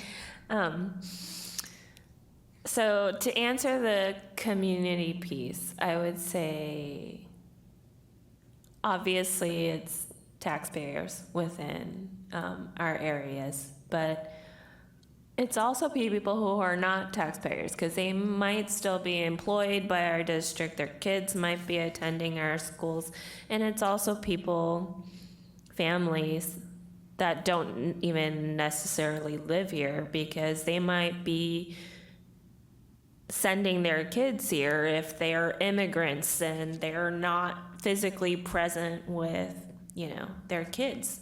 So it's a very broad definition of community. Going back to the social media, I'm in the same boat as Eric. I joined Facebook when it came out when I was in college. And after like a year, I immediately left and never looked back. Briefly during my campaign, I was like, okay, maybe I should consider this, and then quickly recalled why I hated it. So I don't think you could pay me to kind of go back to social media. But there is validity and concern in having a single board member be the only person, I think, that's present in all of the social media platforms. Because regardless of the intent of the board member to be a fly on the wall and listen or give advice that's just a link to our website or whatever it is to answer a question, most community members who are listening and reading to those responses are probably going to interpret whatever they read as a representation or the stance of the rest of the board. And I think that that's incredibly problematic, because we don't have there are very few instances where a single board member will go and represent the opinions and stance of the board as a whole. And in social media, that can happen really quickly, right? A like of a post, people will interpret that to be, oh, our school board thinks that because this one individual did that. Thank you, Leah. Chris. Leah, I am so sorry. I will, yeah, I just. You're fine, Sandy. Don't worry about it. Chris. Okay, I missed whatever it was, but I keep mispronouncing her name. And it's all right. It's just terrible of me. Yeah. I'm sorry. So first, a quick answer. I don't see it as community. I see it as communities. We have a community of students and their families. We have a community of teachers and staff. We have a community of constituents and voters. And finally, to me, we have a community of the cities and the residents of the cities that we're here. We have an awful lot of people in our district who are highly educated, have their kids in our schools, and are not legally allowed to vote because they're not citizens. So even saying I represent my voters isn't representing all of the communities that are our district. But I actually wanted to get back to this is a really interesting discussion, and I don't want to just railroad Mark. One of the informal roles of a board member that I have always rather enjoyed is trying to help frustrated constituents figure out who they should be talking to. And that's something that used to happen by telephone. I don't think I have received a phone call from a constituent in 7 or 8 years. It occasionally does happen by email, and that's the sort of thing where it's like, well, if I realize that someone's got a problem, first it's like, okay, are you talking to the right person? I mean, that's school board member 101. You've got a frustrated constituent in front of you. The first question you ask them is, okay, so have you talked to the teacher about this? Then have you talked to the principal? It's basically, do you know where you are in the roles of authority in decision making? And do you understand where the decision needs to be made for the problem that you're talking about? I'm not going to make that. I mean, I usually start my conversation with constituents with, I am not the person who you need to be talking to about this, but I will help you find that person, because you shouldn't waste your time talking to someone who's not the decision maker. And so to the extent that informal role really is important, it's not critical to me whether you find someone through social media or you find someone because they came to you by email or you find someone because they came and they spoke to the board and you managed to catch them before they left after public comment and you sort of had a sidebar with them. All of these are opportunities, and it is, I think, probably still a true and critical role for the school board that we are the representatives of our community.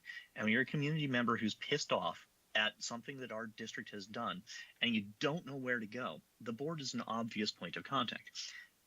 It's not the last point of contact, and in most cases it's not even the second point of contact. I mean, if someone comes to me, it's like, okay, so let's talk through your problem and figure out who you should be talking to, and then I never hear from them again, which is I'm perfectly happy with, because as I mentioned, I don't like people. And so this is something that the helping direct frustrated constituents to the right points at the system and helping them understand that if you're not talking to the right person, you are just going to get more frustrated. There's absolutely no question that if you're coming to the school board with something that's your building principles decision, and we're going to kick it back down to, I mean, it's not even that we're kicking it down. We're not the decision maker in any case over something that should be a principal's decision. But the superintendent, who would be in that chain of command, is also going to kick it back down to the principal until you've talked to the principal. Those are things that I think it is potentially useful, but this is, maybe we should be talking about not so much whether to be on social media, but how to be on social media. Because it's not like I ping the rest of you when I get an angry email specifically from a constituent. I'll bring you into the loop if it's something that affects a region that you may live in. I'll bring you into the loop if it's a big picture. But if it's something where I'm like, dude, I've got someone who's pissed off at the principal at ICS, I'm not necessarily going to bring that to everyone. I am going to try and point them at that principal for ICS. So again, it's something where we sort of got an established culture of how you do that with a pointing constituent at. And really the conversation might be in terms of lurking on, I'm not 100% against having somebody lurking on these boards. I am concerned about the notion that if you respond in a public channel, that makes it look like you're the only school board member listening. And that, to me, it's sort of the equivalent of, if they have something, sending a private message to them, here's what you're actually looking for, rather than a public post saying, here's what you're looking for, could be a more productive way to not make the rest of the board feel like, well, gosh, they're representing it as if it's us in context.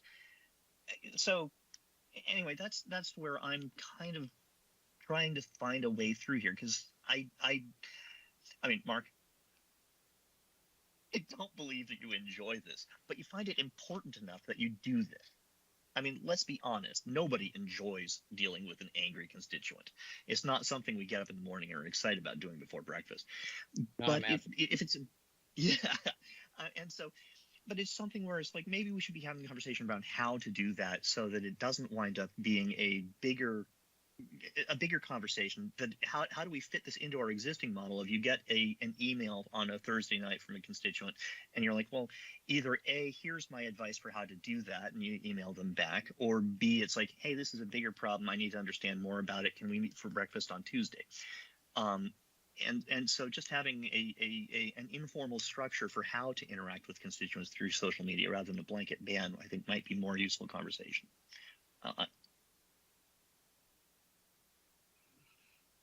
Thank you, Chris. Okay, go ahead, Mark.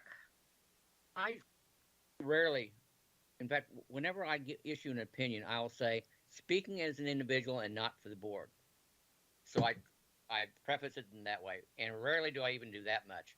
I'm asking questions to find out what's going on, and normally, if it's really a firestorm or if it's a very angry person, I ask them to PM me, mainly because I don't care to be crucified online, because everybody, it's dogpiling basically, and it's while I don't mind making sure that I hear people and they know that they at least have one ear on social media, I don't like being a target.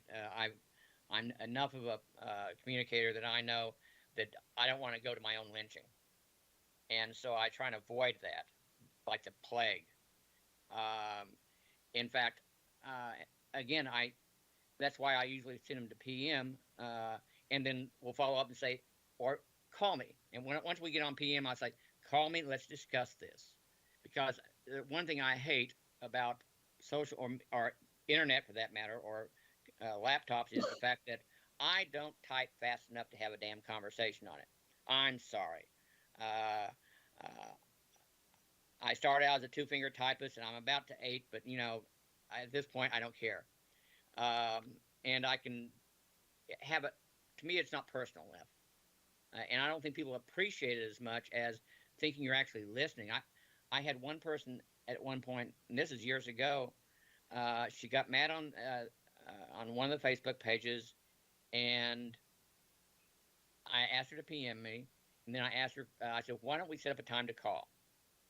And so she did, and it was over something really stupid. I mean, it was the idea that she didn't like the traffic flow at whatever school it was. I think it was Emerson, or not Emerson. I'm sorry, Evergreen. I knew it was an E word. And once she got on the phone, I think I said hello, and then what can I help you with?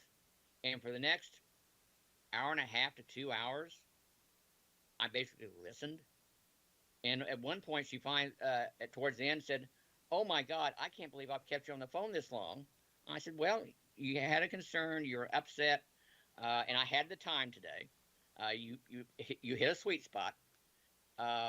And she, first of all, apologized for keeping me so long, and said, "I just can't believe you stayed with it." And it's amazing how.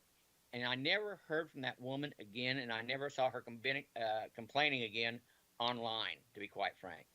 That said, we have some regulars. It's like when you go into the infirmary at college, and you have what the one nurse told me. She called it Snipple Brigade. They come in every morning because they need to have their hand held, and you have a lot of that on social media. To be quite frank, I'm only on Facebook because many of the others, I can't figure out the others. If I knew how to operate those, I'd be actually 30 years old and I'd be doing that. The problem with having staff do it, one, they've got assigned responsibilities, and two, it is extremely time consuming. And you're paying those people, if not by the hour, at least by the week. And I've been informed a number of times, we just don't have time for it. My staff doesn't have time for that sort of thing. Well, we also aren't really a very give and take at times. So someone has to be out there at least listening. And if we're not, then one, we're creating our opinions in a vacuum. Two, we're ignoring people bitching. And if we ignore them, that's when they get even louder. And that's when they start showing up at meetings with a crowd. And if I can keep them from pounding on the windows at the board meetings by listening and nodding my head, I'll do it. It's, again, if you're trained in that mode, let's put it this way.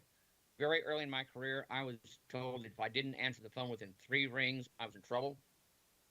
And to this day, if a phone rings more than 3 times, I have a fit.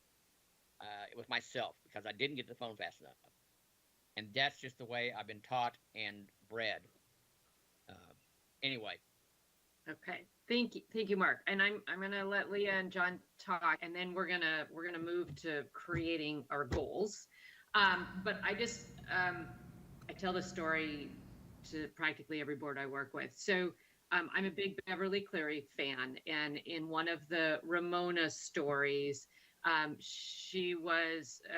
was a commercial where a crown appeared on somebody's head when they ate a certain type of batter. So she wanted to be like the commercial, and she wanted a crown. So she went out into a field and used burrs to create the crown and put the crown on her head. And then, of course, it stuck, and it ended up having to be cut out of her head. I tell that because that's the school board crown. We wear a crown made of burrs, and it doesn't matter what you say or do, you cannot take the crown off.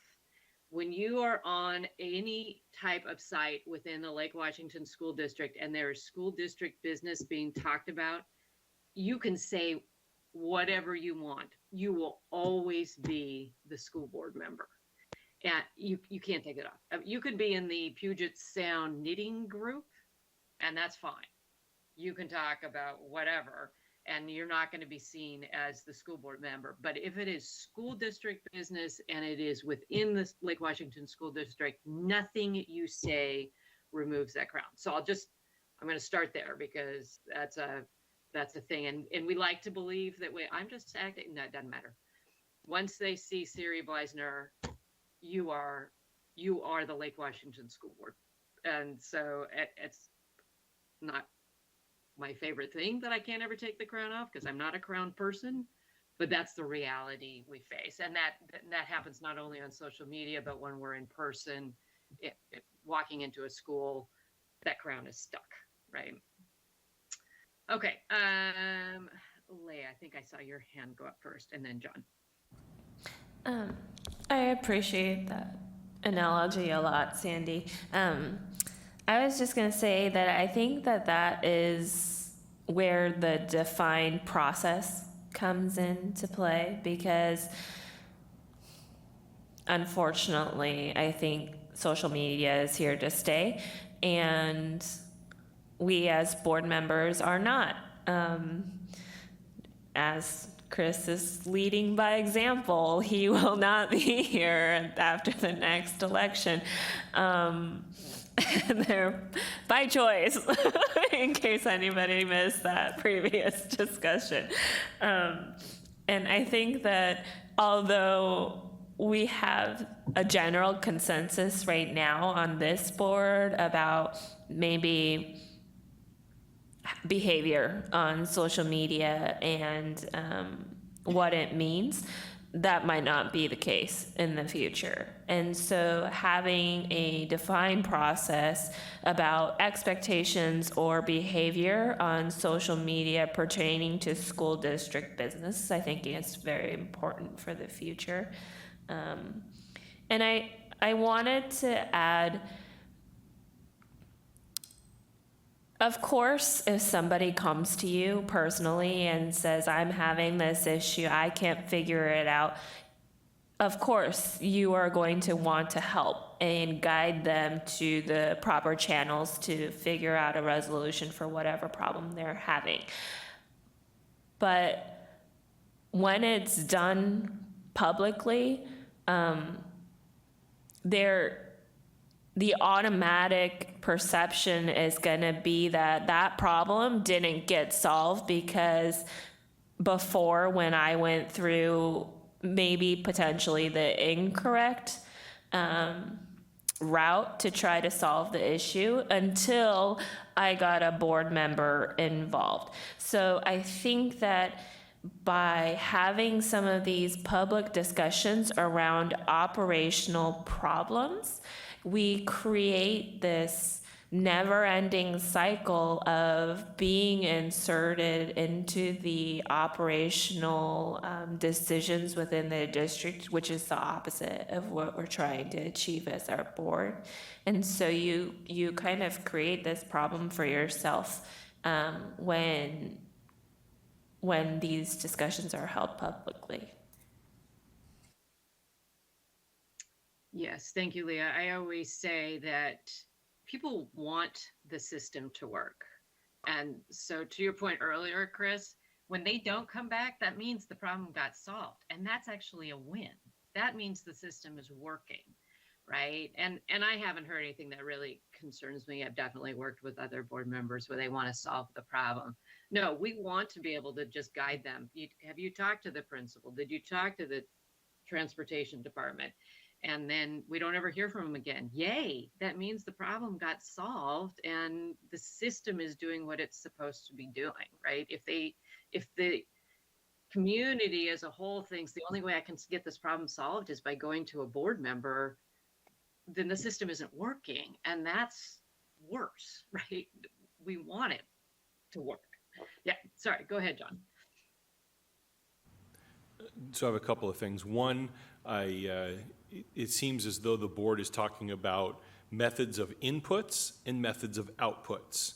And our world is so different today than it was 10 years, 20 years, 30 years ago, that putting some definition that the board agrees to might be helpful, because those inputs come in so many different ways and so many different venues that it is not defined well. I mean, we still administratively work through those things as well, because, we're getting from all different sides, community, families, staff, building administrator, it just comes in so many different forms. But then the output of that is really important to be intentional about thinking about the output and what it communicates, depending on how you then have that output, and just how does that then allow the board to function as a team and a core group. So that's that piece. Regarding social media, we use tools to provide us information when Lake Washington School District is mentioned, added, hashtagged, commented on in media. So we get kind of ongoing feedback around that. That is all public information venues. I know there's millions of private sets of information and communication that we don't have access to. And so just a quick example of my team monitoring social media and us taking action. We had a 2-hour late start the other day. We had the smell of gas at one of our schools and didn't really do a great job of responding to the gas piece. Students were safe. The communication piece was really where the breakdown occurred. Nonetheless, my communications director came to me, said, hey, you know what, there's some buzz on social media and some people frustrated. I said, well, we didn't do a great job of responding to this, so why don't we, put a letter out, say something, own our issue, and then right the ship. So that was monitoring of social media that we had access to, providing a response to the community in the venue that we put communication out. And so it's not trying to tackle social media, it's using it as a tool in the ways that we can, and then putting information out through what we use as Parent Square. So it's just an example of kind of inputs coming in, and then how do we determine the output.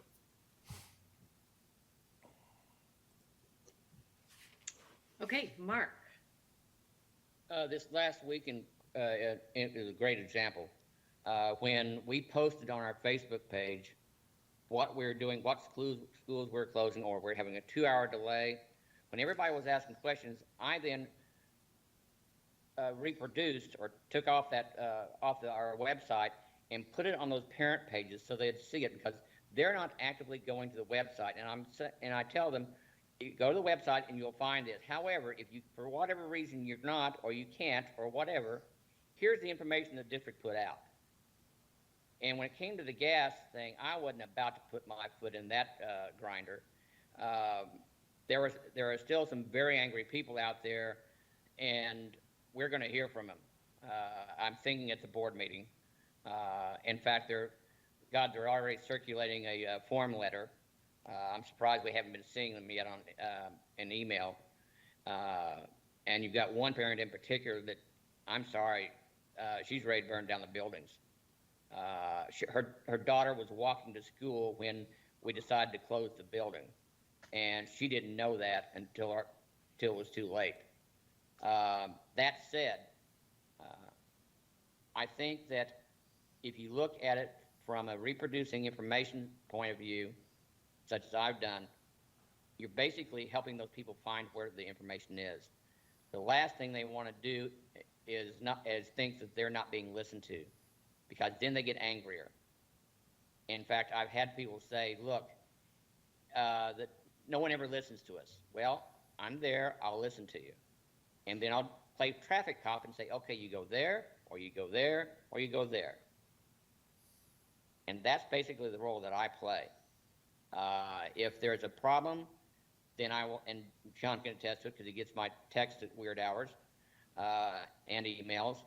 I'll give him a heads up, and I'll tell him that somebody needs to be talked to, or someone is ignoring.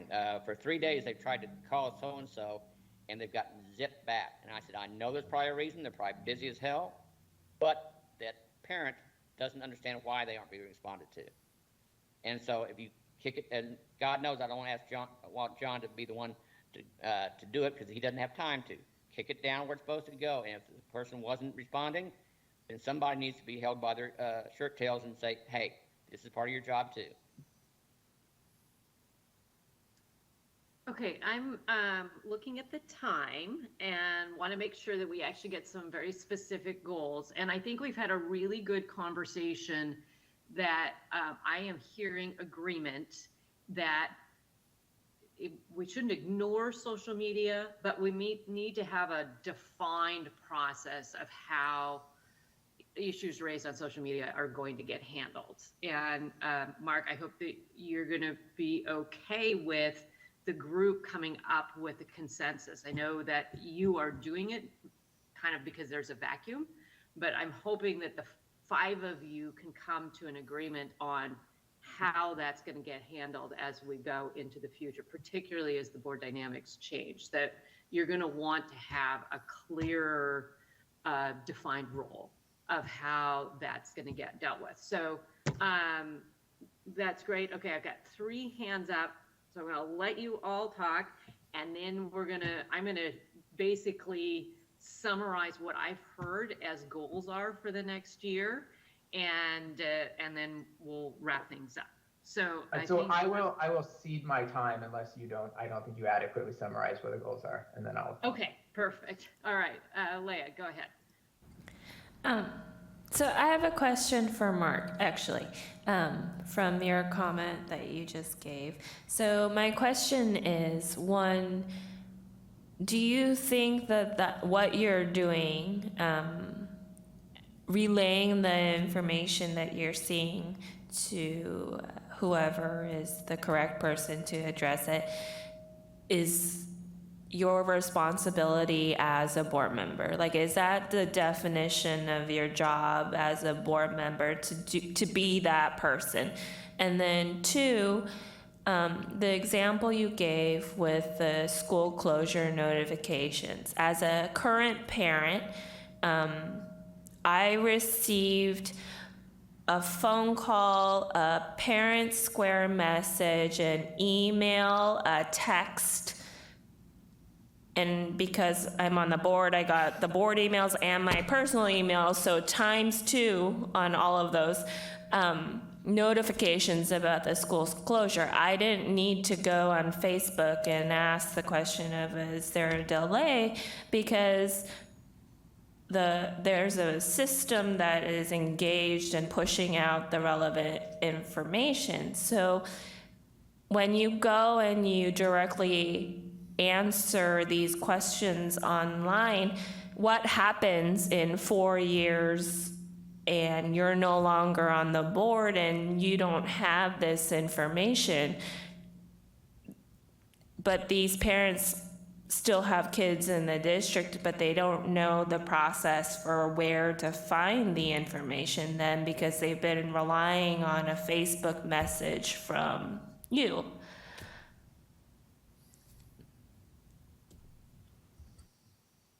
I'm a relay.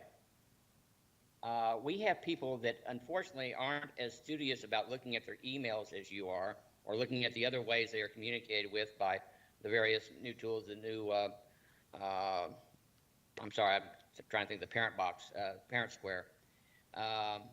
And we'll have people who will go on and I'll show them where the page is. They said, oh, I never look at there. Well, now you should. Here's where it is, and this is how you should do it. When we had what was the old one? Let's Talk. The first thing I would say is go to Let's Talk. That way we can know how many people have the same issue and so forth, and then try and play traffic cop. If I'm not here in 4 years, they'll find another way. Hopefully someone else will fill in the void. Hopefully we'll have some, the process that John mentioned about monitoring electronically. I did the same thing with that for 40 years, monitoring newspapers. We had a clipping service.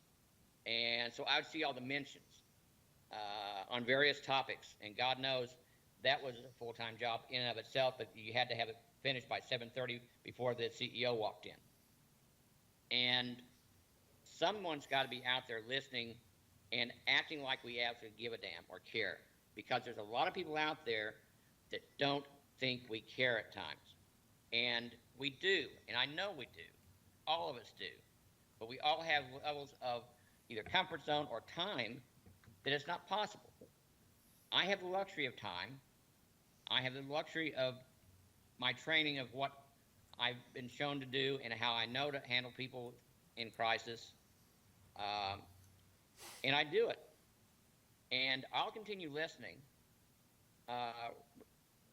And because I know that we have an imperfect system. You should never have just one conduit. You should have multiple conduits, because there's going to be multiple people. People that will talk to Chris won't talk to me necessarily. People that talk to Eric or Leah or Siri, we all have our people that call us or that reach out to us in some manner. And to be quite frank, when I went up for re-election this last time, folks, I had people crawling out of the woodwork to come and help me campaign, and I campaigned virtually all on Facebook, and it worked. I had people offering me money because they'd seen me out there listening to them. Okay, Mark, Which is great. I'm gonna stop you. I know Leah asked a question, and that's great. But again, we've got 9 minutes, and I really want to get to the goals. And Chris wants to speak, and I want to reiterate: nobody's attacking that this doesn't need to happen, and there isn't work that needs to be done. It just needs to be. I think what's happened is that you've become the default person, and there needs to be a clear definition of that role and how that's going to work. And I have heard agreement from all 5 of you that it is important to hear from the community. That's why I actually asked the question of who is our community, kind of get that thinking about the community is larger than who is on Facebook. In fact, there's a lot of people that are excluded from those groups. Either from language barriers, or they don't have internet access, or age, or whatever. And so thinking about how do we make sure we're hearing from all voices, I'm hoping is a good conversation that you guys will be having in conjunction with all of this. Okay, and I'm stopping editorializing because I want to get us done here. So Chris, go ahead. Yeah, well, actually, I really just wanted to try and synthesize this as far as the continuing conversation rather than to settle it right now. And that is that there's a fundamental balance of values. There is a value to diffusing angry constituents before they become angrier constituents. Now, admittedly, anger is one of those things that seems to propagate exponentially on social media. But for me, the fundamental challenge is how to balance the value of that with a system. What system could we set up that would help to connect angry constituents on social media to information without setting the precedent or the expectation that getting the school board's attention is the only way to get anything done in this district? Because that's a long-term recipe for disaster. And so there's a tension here in trying to find some way to thread the needle is important. And so I want to end with that as a next time we talk about this, that would be a good place for us to start rather than as a let's continue the conversation, because we're not going to solve it right now. We just need to keep noodling on it. Great, thank you, Chris. I tried to capture that because I've got kind of this broad goal around social media. So that's a great way of framing that. Okay, so in the next 7 minutes, what I'm going to do is I've got about 6 ideas for goals. So I'm going to share those, and you can do a thumbs up or thumbs down, or if you really have a strong opinion, put your hand up and we'll share.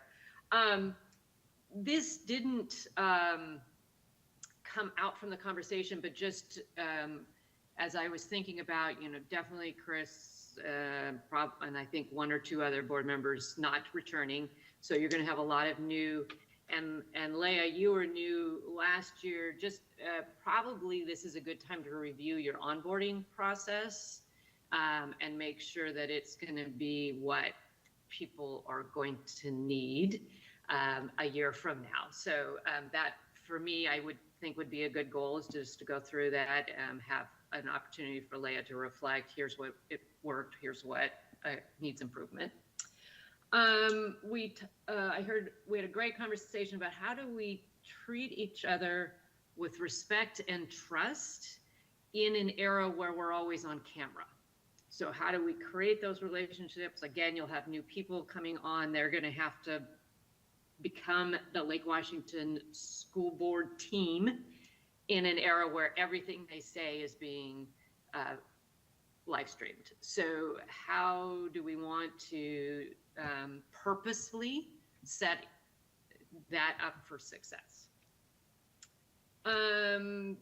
There was some conversation about learning to create the difference between respectfully disagreeing and performing for our constituents, because those are two different ways of behaving. And I heard agreement that disagreeing respectfully is important, and that is part of your role. Performing for your constituents based on like what was happened in public comment is not really how the work gets done, and that's not how we achieve student success. I also heard defining the role of how we connect with the community, and that's not, the social media is a separate conversation, but defining that role, again, getting back to that sustainability piece. This work has expanded exponentially over the last decade, and creating a clearer definition of how we're connecting with our community then helps people understand what it is they're stepping into, right? I just had a conversation with a board member in another district, and we were both promised 2 meetings a month. And my husband teases me as I'm heading out the door. So is this your second meeting this month? What I've lost count, because it is a lot more than that. So I think, and that's really where the explosion is around connecting with community. And so getting some parameters of what that means and what the expectations are of board members. We talked briefly about a framework for community engagement. That was just the example, the 6 squared grid, whether that comes back. But when we're thinking about how do we connect with the community when a big decision is in front of us, what is that? What does that mean for us? And I think we agree that it wasn't always a survey that we're going to send out if we're asking about whether we approve on an easement or not, but what are the different places in the continuum? When do we go out to community? When do we use our strategic plan? When do we, so forth. Anyway, and then the 6th one was that social media. How do we balance the need to address angry constituents or issues that are being raised or being prepared to respond to, because social media is huge. There's a lot going on there. How do we do that and at the same time balance that we are a board, we are a team of 5, and that it needs to be reflective of the board, and it's not the sole responsibility of one individual.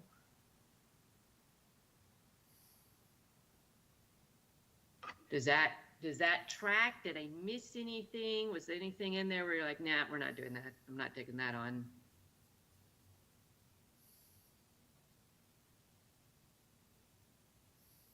Yes, Eric. I think the conversation around, to me at least, the conversation around social media is a broader issue. And that's how do we agree as a board to both receive input from the community and then outwardly communicate with the community. And I was looking at our GCs, and and we have one GC 7E, which is community complaints, and I think that is perhaps a way to have the board have a clear understanding of that is to revise that, to broaden it, because I don't think that adequately expresses agreement on the board for how to deal with these things. So that's what I would propose. Fair. Okay, Siri. I was just going to build on that piece. You talked about the operational or the governing commitments of those ones. I believe our operational expectation 3 around treatment of community or community engagement perhaps could fall out within there too, in regards to that piece. But I did think, and listening, so Sandy, I thought you captured it well. I think structuring a board plan, honestly, around that community engagement piece. What does that look like? Why is it being done? Social media is a component to that, but then there's the other pieces to it that you spoke about. How are we getting to where we needed to? And this is, I will say, has always been the weak link when I look at our work plan. And we actually have a meeting set on the 8th, which Leigh and I and John are working to talk about linkages and focus groups and those pieces. Because Mark, you had talked about listening to the community and you got to be out listening, and absolutely. And part of that is we can be proactively going out and listening to groups about things that are going on and be able to pull that in. And I'm not sure we've structured the board's role in that very well at this point. And so we're each doing it in our own way. And now how do we get a more consistent structural format for that to go? I guess that's what I would hope we think about how we go forward. Yep, I think that was defining how we connect with the community. I think that captures that exactly. I'm happy to leave social media as just social media ? As a goal, because I think part of the work is defining, is you having that conversation of how are we dealing with it. It's a reality not going away. It impacts our work. How are we going to deal with it? What's happening there?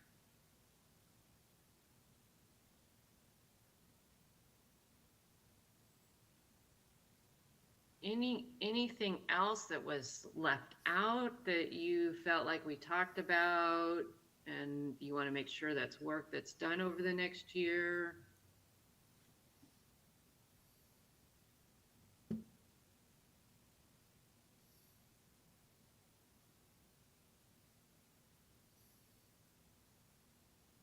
I see some furrowed brows, but nothing. No, I think I was trying to think of something. I think to me, you captured everything that we discussed, at least today. Okay. Chris. Yeah, in terms of things that it's not coming out of the one of the most important things we're going to have to do as a group over the next year is follow up on OE14. Keeping the community engaged with that, providing leadership on that, and operationally trying to find some way that we are honest with ourselves about where we are on OE14. It's something where we put something on the ground to get it done. Anyway, sorry. I do think this is actually a board improvement thing, because how do we engage with OE14? My face is not questioning. Yeah. I just don't know what OE14 is. And it's our equity policy, which we just implemented. Okay. And the community is very hot to trot on this equity policy, but operationally it's something where how do we really make sure that we as a group continue to grow in our, I mean, I hate to say training, our engagement with it, our follow-up on it, so. Okay. So if I say, how do we continue to stay engaged with our equity policy, does that? Yeah, that would be enough to remind us what we need to talk about.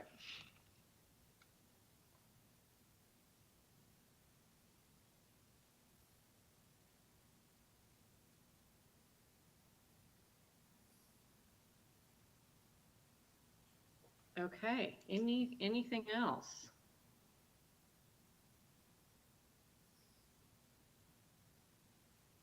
Anything else for the good of the order? Because I like to say that. All right, well, I'll just wrap up and say thank you. I can see why Lake Washington is held up as a very highly functioning district. I can see why our parents keep coming to us and saying, well, why don't you do it the way Lake Washington is doing it? you're good neighbors. You inspire us to work harder. So thank you for this morning and your hard work and your modeling of good, respectful conversations and being willing to put up with some of my goofier exercises. But I think we've gained a lot from this morning, and I'm excited to see where you all go with it. All right. Well, I would like to say thank you to you for coming and facilitating. Greatly appreciated. And look forward to the continued work we have here going forward. I would assume some of the next steps, just so for today, is sort of a wrap up of this section. No, we have the other half that's coming that will be after lunch, and we have a break then. But with this, as I said, from the side, we'll look at how this builds into the work plan and the different components and be able to look through how we break some of this out over the next 6 months, most likely, as we look forward from this. But I want to thank you all for your engagement and willingness to sort of dive in. These were all great things at being able to really put some systems into place. And so I assume you will write us a summary similar to what Tricia sent us? I will, basically what I will do is write up those now 7 goals. And I will get them to Siri and John Monday, Tuesday at the latest. That would be great. It will not be the end of February, because at that point I will have lost my notes and that, so that, no. And so then my take would be at the extended study session in March when we come back together. That'd be a time that we touch base back on this as to where we're at and where the plans are, just so you all sort of know how that lays out. Does that work? Okay, I see nods. That's good. All right. So John, I'm assuming we could do a half-hour lunch break for people. And then we'll just come back on. So the afternoon will be spent with, I believe, Brian Buck, Barbara, and you. It likely will not go till 4:30, if I am correct. A lot of it will depend on how much discussion we have on the topics and parameters as they bring forward in regards to the capital levy passed in 2022, or current capital levy. All right, trying to keep them all straight this time. So go enjoy lunch. Thank you all for participating in our virtual world. It's beautiful and sunny out, so get a chance to go walking, because really it's gorgeous outside right now. And we will see you back here, let's say at 12:15. Give you a little more than 30 minutes. That work? Works for me. That was good. All right, So thank good you. to see Glad you have you. power. Do you have power, Mark, or are you on generator? Currently on generator. What I'm going to do for lunch is I'm going to go out and find out if I have power. All right, well, I hope you do, and that life will be a little easier. All right, thank you all. Bye.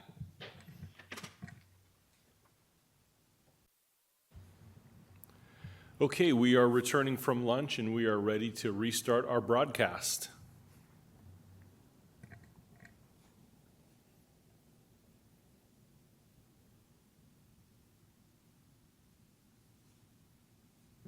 We're good to go. All right, so I'd like to welcome everybody back to continue on with our extended study session on March 3rd of 2022. The topic for this afternoon will be on capital facilities that were on the 2022 capital levy, capital construction levy, I believe it was actually titled. And with that, I will pass it off to Dr. Holman, and he will do the introductions of who's here, which you all know. Yeah, great. So thank you, and appreciate Associate Superintendent Barbara Posthumus and Executive Director of Support Services Brian Buck for being here today. The three of us are going to co-present this to you. So we all have some pieces that of the presentation, and so I'm going to go ahead and start us off. Barbara is going to run the presentation from her computer as we work through today. And so today's session really is an update, review, and some discussion around the 2022 construction levy projects that was just approved by our community in February. And as you know, the moment they say yes, our team is actively working on those projects. And so that is true in this case, and you've received some level of update.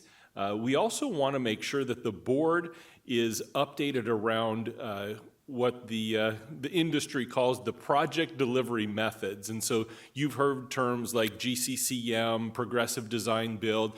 Those are terms that are used within the industry, and it's an important piece for us as non-construction folks to just understand generally how does that benefit the district, and how do we make and why do we make decisions around those different delivery methods to accomplish our overall goals. Because those are intentional decisions that are made. It isn't placed upon us, and so I think it's important for us to understand those. We want to also provide a financial update in terms of where we are with revenue coming in, expenditures, and whatnot moving forward. There's one additional study session agenda item that I just want to make sure you're aware of. We are going to talk about one of our 2022 levy projects in an evaluation, specifically in regards to the Redmond Elementary site, and so look forward to that conversation as well. Okay, next slide. And so outcomes of today, that you understand current and future efforts around the construction levy projects, the delivery methods, and then providing considerations related to planning for capacity in the Redmond learning area. So when we went out to our community for the capital construction levy, we actually brought with just a number of what we considered values as we asked our community to provide us funding. And these really were in relation to the overall 3 levies that were being put forward, but I think they're really applicable to each one of them individually as well. And so anytime we're thinking about the construction of schools, we're thinking about how does that actually help us accomplish our mission and vision for kids by providing a high quality education for students, knowing that our schools are truly part of what creates excellent communities. That 4th bullet, again today, that is going to be primary in our conversation. Our community gives us a significant amount of financial resource, and we have an obligation to make sure that it is used in the most effective way as we can, because those are resources that are finite. They're not endless, and so making sure that we're using those resources well is important. As we think about space is part and parcel with quality education for students. We know that through all of this work that partnerships help us to elevate the work that we do, and at the end of the day, we need to be upfront, honest, and provide our community with a level of transparency, because that truly does build trust in the system and helps us establish that relationship long term. And so some overarching considerations, again, that we shared with our community, that our school district does strive for excellence for each and every one of our students. That next bullet, Barbara. That, as you recall, one of our levies was focused on maintenance improvement for capital facilities and technology. That actually was the levy that received the highest level of support from our community, was our capital projects levy this last time around. And the final bullet point on this slide is in relation to the construction. Barbara, do you want to click just one more time? We know that our district has been rapidly growing for a number of years, and with kind of the reset of the pandemic in terms of enrollment, we need to be responsive and considerate of that as we're building this plan moving forward. And so I wanted to bring these slides back to you just to remind the board that as we were thinking about kind of the long-term funding and construction plan, we called it the Building Excellence Plan. And so step 1 was that $295 million levy that the community approved in February 2022.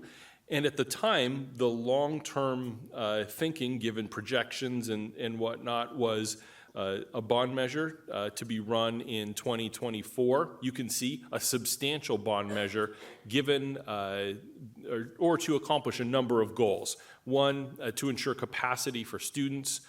Two, to replace aging facilities. And three, to reduce our reliance on portables. Like, those were all goals and targets of this overall building excellence plan. And then the third step in this program was a subsequent capital construction levy that was run in 2028, which then again provided another long-term funding stream to continue our work of constructing schools. The next slide really was our best thinking at the time around what are the different projects that we are thinking about funding in this overall plan. Many of these things are still the targets of our efforts. We know we have space, we have land in Redmond that was recently purchased, and we know that we have high school capacity challenges right now, and so we've talked about a 5th comprehensive high school. We know that Kamiakin Middle School is one of our aging facilities. So there's still a lot of work to be done in terms of the construction needs of our school district. Okay, Barbara, I will hand this portion off to you. Okay, well, great. So we're going to review kind of the projects related to the 2022 construction levy. And the first slide is a slide you've seen before. These were the projects that we identified as critical capacity needs. So we have our additions at Finn Hill, Kirkland, and Redmond Middle School. Again, I won't read everything here. Capacity in the Redmond area, an additional high school capacity, and then funds for program contingency, construction escalation, and property. So a 295 levy that again was passed by voters in February 22, and that would add over 2,000 capacity for over 2,300 students. So I'm going to have Brian go ahead and go through some of the work that's been going on to date and talk about kind of how we, our delivery methods for our construction projects. Okay, thank you.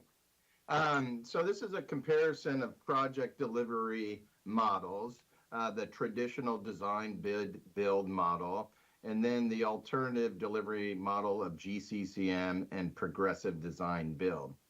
So at the top, in the traditional method, you begin conceptual planning and select an architect to begin design. And it goes through the stages of design, schematic, design development, and construction documents. At that point in time, the building or the construction projects is designed, and you begin your permitting process, and you go out for a contractor and bid it's a low bid process for contractor. At which time you give yourself a chance to rebid if needed, and contractor mobilizes and construction begins.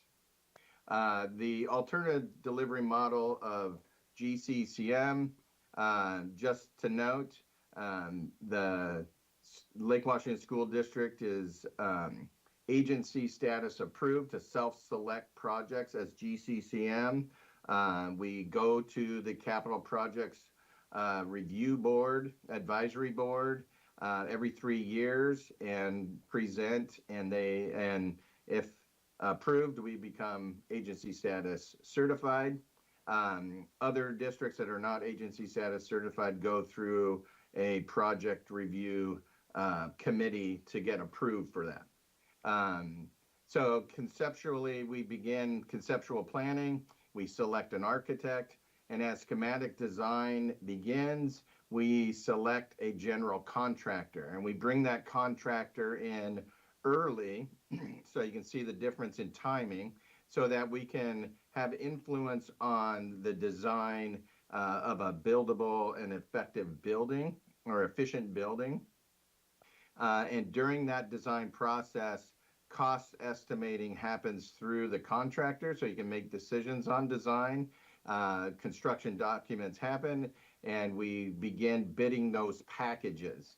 And in the packages allows us to bid to the subcontractor market on a low bid process in steps. And so you're able to get this MAC, means the maximum allowable construction cost. So you're able to bring that construction process forward while you're going through the bidding process to subcontractors and getting your permits. So you save time. You also are able to influence the design with the contractor early. The progressive design build process currently requires all districts or public entities to go through the project review committee to be approved for this model. In this model, you select a design builder first, and the design builder hires the architect. Sometimes when you select the design builder, they come to the table and present with an architect. There are other models where you select the design builder first, and then collectively with the owner, select an architect. But during conceptual planning, there's a validation and definition stage. And at that point in time, you can set your value and you can design to a fixed value, and the contractor builds and designs a building to a fixed amount. Preliminary design and final designs happen during a costing process, but any time during that design, you can set your value.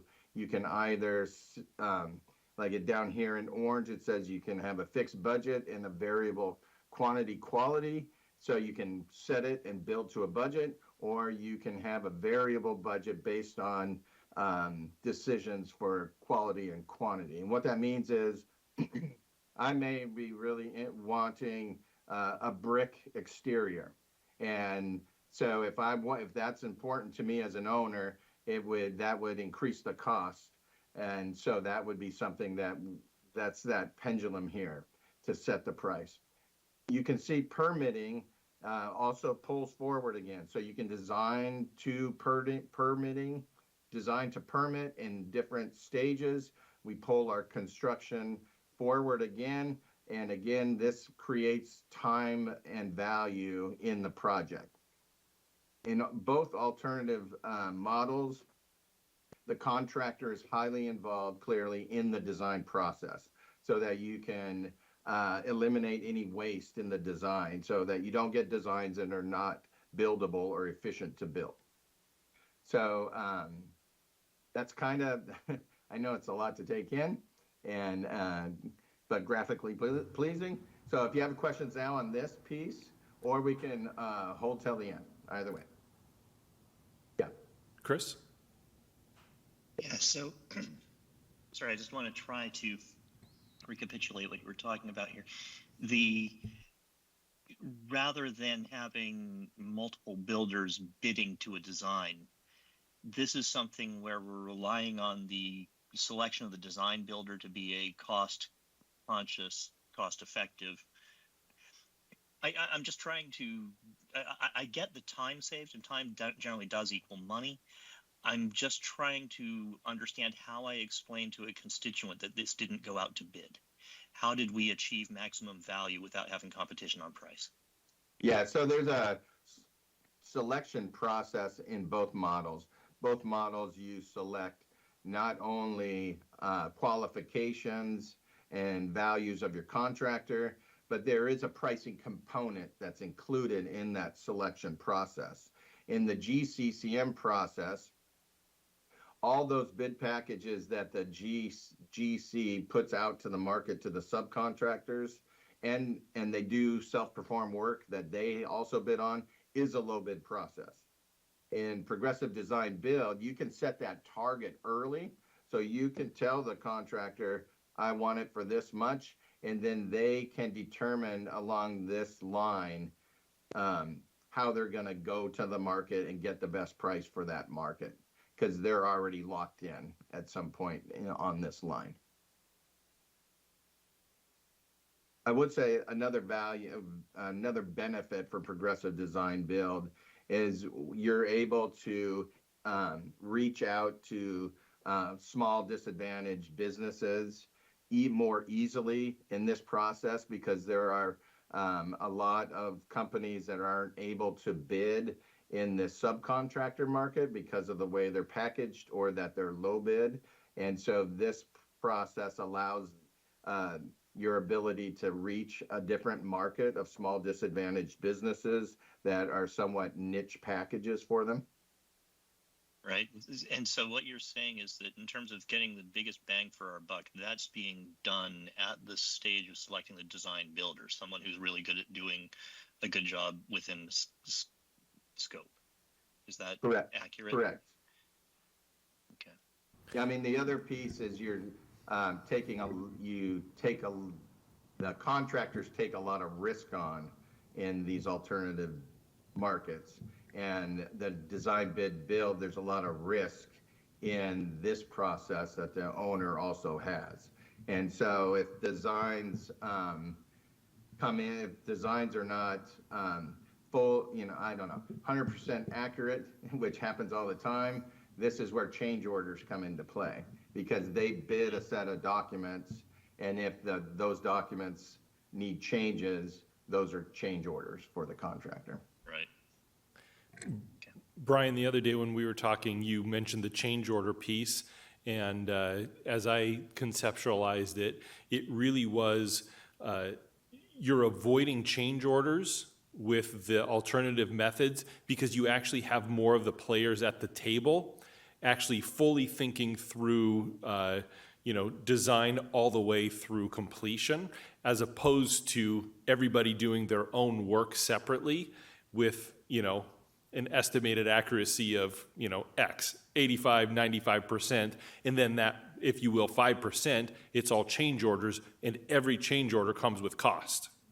And so it's also a way to control costs by actually having more players at the table. And these are methods we are currently using and executing. So these aren't new methods to the school district. These are terms that we continue to hear. That's why I thought it would be of value for the board to just have a little more information about them. Leah? Forgot the mic again. So if I'm reading this correctly, which I very much might not be, in the traditional method, it looks like contractor award happens after the initial bid and rebid, and it's normally I forgot the term you used, a low bid contract award. But in GCCM, I'm seeing the selection of the general contractor without a bid. I guess, can you elaborate on that process then, and then how does that affect the overall cost? We solicit for qualifications, and we review qualifications. Then we down select at that point and bring contractors in for interviews, and we interview the contractors. And at that point, contractors are selected for a request for proposal. And at that point, the total amount of points related to the interview and qualifications, interviews, and proposal are summarized, and the highest award of points goes to that contractor is selected. Our district, we review qualification, and that seeds you into the interview process. Those qualifications are scored, but they do not count towards the selection process, if you will. Other districts count all three. And could you elaborate on kind of the cost difference between these different models? Are they, like, is there a number that you could throw out to give us an idea? Yeah, there's no definitive way to say that one model is more expensive or cheaper than another. I would say that the alternative delivery methods mimic non-public construction the most, in that it's similar to negotiated work, like Microsoft does. But you can't really do an apple-to-apple comparison on cost, other than it allows you opportunity to do things faster and get everyone at the table earlier. And Dr. Holman's correct. These are alternative models, are aimed to increase the effectiveness of the entire process. And Brian, we use GCCM on Juanita, correct? Correct, yes. And do you want to talk a little bit about how that helped us with that project? Yeah, absolutely. So in Juanita High School was a new, in lieu of a modernization project, and we brought our contractor, Cornerstone General Contractors, in early. And during the schematic design process, we determined, with the help of the contractor, that building Juanita on the same footprint that the old school existed, and building it in phases would be cheaper for the district to do, and it turned out much faster. So we were we're able to pull that project forward 2 years. It opened in multiple phases, but we were able to open earlier and save significant amount of money on the project. Mark? Brian, the points you brought up in answer to Chris's question and Leia's question, I think are great things that we ought to have the board have in their hip pocket, so to speak, when it's brought up. To be quite frank, though, if it's at one of our open houses and meetings, we're just going to point in your direction, so let you do it. But that said, when the question does come up, it's a quick way to show. And that example of Juanita is perfect. The fact that we came in under time, under budget, and the word under budget, I think, probably carries more weight with non-parents than it does the parents. But if we could just, your charts and your slides are great, but you synopsize it in a nutshell, and that's really what we're looking. I think we ought to have, just to make sure that you diffuse the person. I'll be nice. The person that starts hemming or having the heebie-jeebies about not having a quote-unquote bidding process. The idea that we can come in under budget and ahead of time. And when you talk about ahead of time, then you're talking about quality of education, to be quite frank, I think, as well. Yep. Thank you. I was say, as I was listening to the conversation, it sounds like some of the questions was the concern about bidding process and how that played out. Knowing that we have to follow all the rules and regulations around all the biddings, these all comply with those state regulations and our audit pieces, correct? Correct, absolutely. There we go. I think that's sort of one of the key components to it that I was hearing. I'd say that's bottom line, basically. That's a 30-second version. Yeah, and I think the other piece around this that we didn't speak to, but for any change order that happens late in construction, you are then funding it at that point in time costs, as opposed to some of these other methods where, as you reduce change orders, you're also reducing the cost of inflation over time, which occurs. So the earlier you build something, the cheaper it is. So anyways, I hope that was beneficial, just to give you an initial kind of overview of this. I know talking through this with Brian the other day was very helpful for me to kind of start to create a mental model around why we may select one process over the other. So thank you for that, and we will provide the board with some talking points around these. Okay. So to touch on our middle school additions, these are additions at Finn Hill Middle School, Kirkland Middle School, and Redmond Middle School. We are in the schematic design phase. Architects selected for Finn Hill and Kirkland Middle School is Integris Architects. Most recently, the architect at Juanita High School. And for Redmond Middle School is McGranahan Architects. They're the original designer of Redmond Middle School, and most recently the Lake Washington High School and high school addition. Our GCCM contractor is BN Builders. BN Builders was also the GCCM contractor for the elementary school additions we completed in the fall, and still have a core expansion at Carson. That's the last portion of that project. Construction will start this summer, and planned occupancy is the fall of 2024.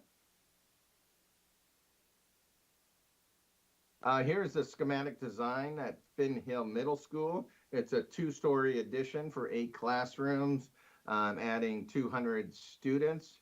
As you can see,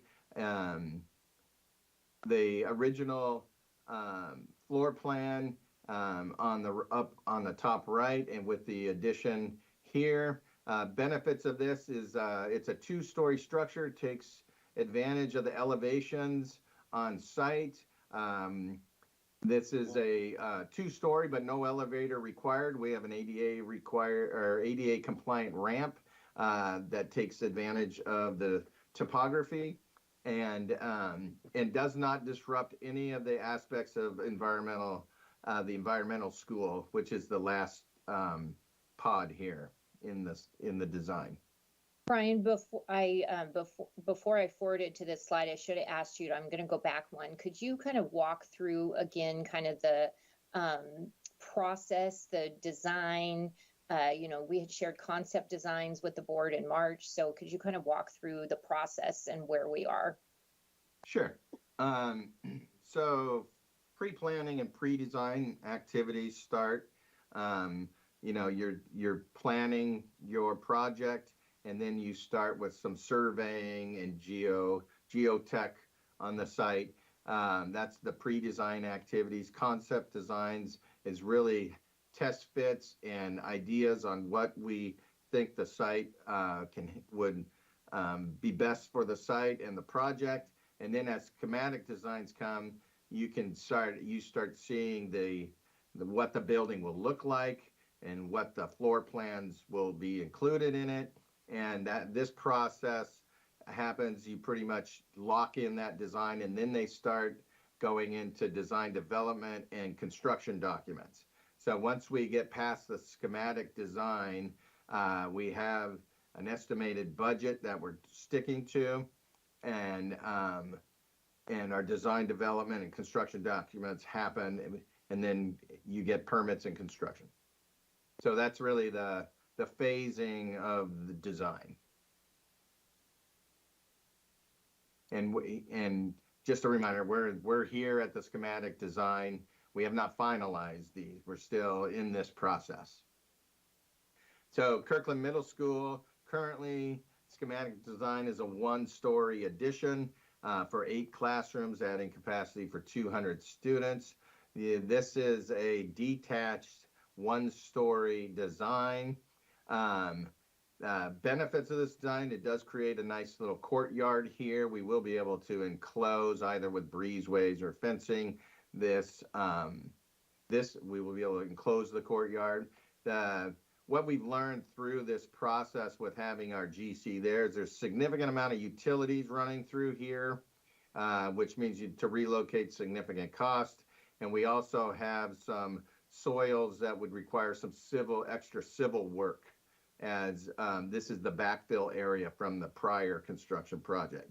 So those are all things that we're weighing in the schematic design here. Let's see, next one.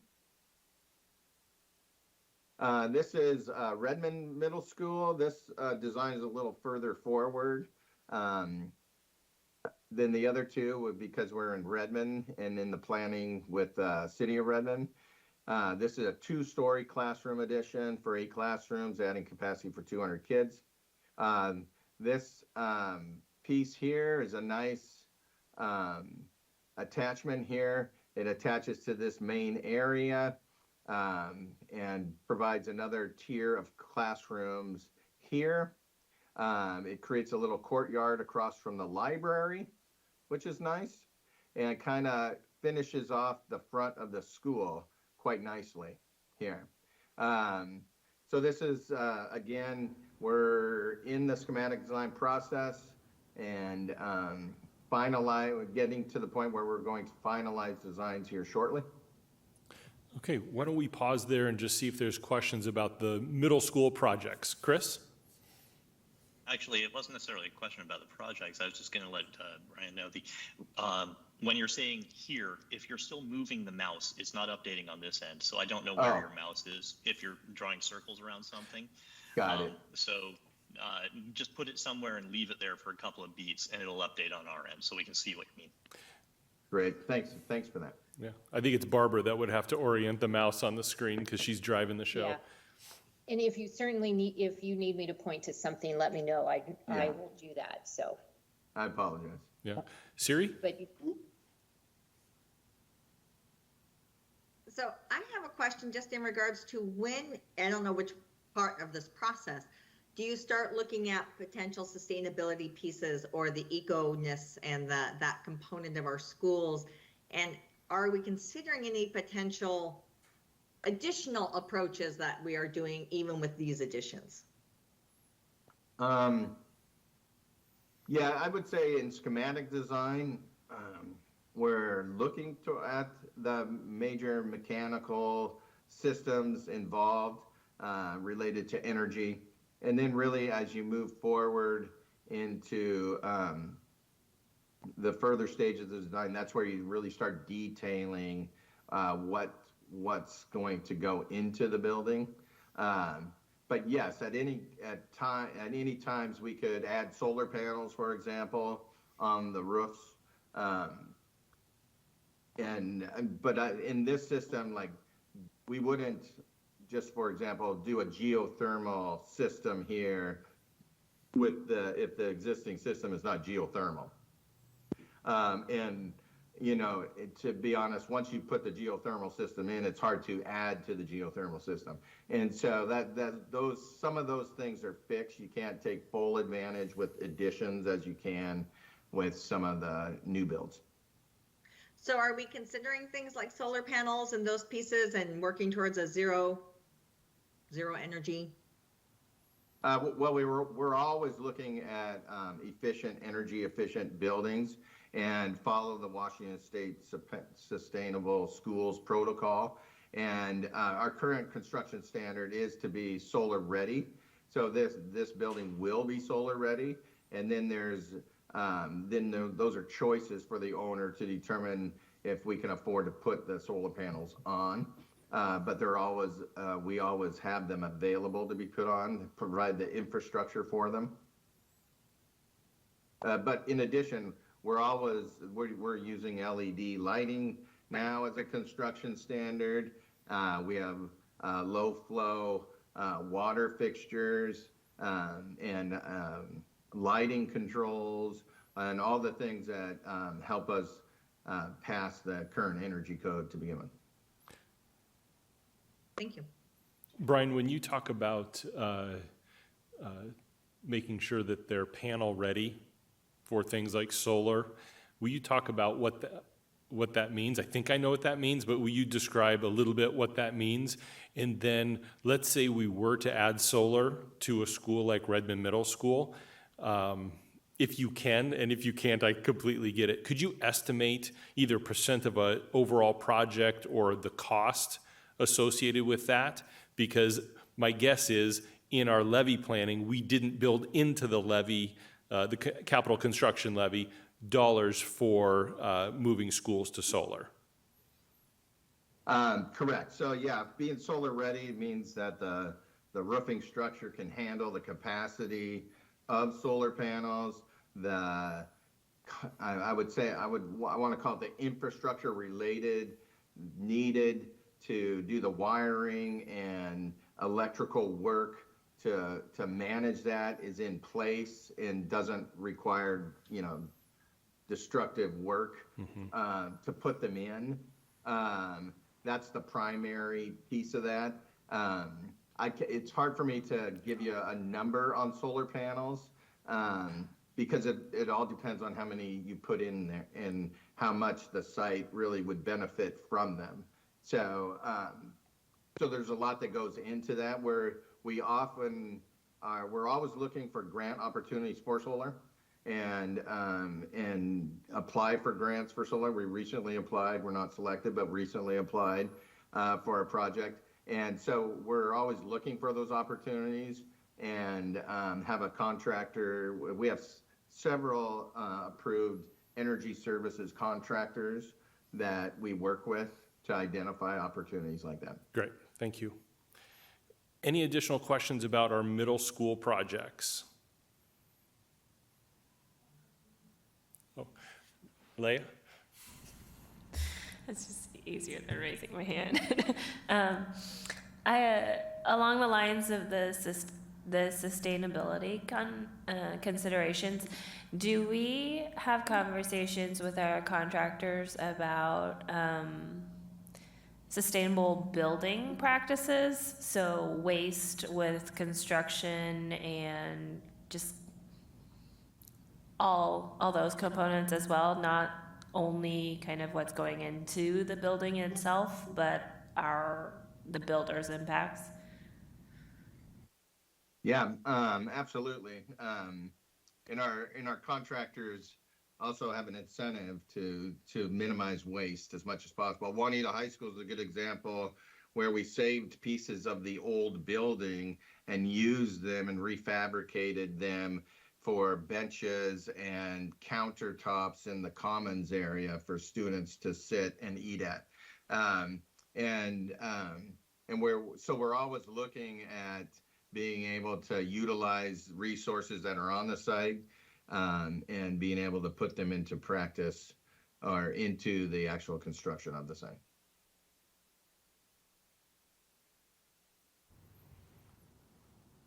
Okay, great. Why don't we jump into the Eastlake area? Okay. So this is a high school capacity project on the east side. This is Site 59. We're in concept design. Site 59 is in Sammamish. We've selected our architect, Malum Architects. They were most recently the architects on the elementary school additions. Our GCCM contractor is Skanska.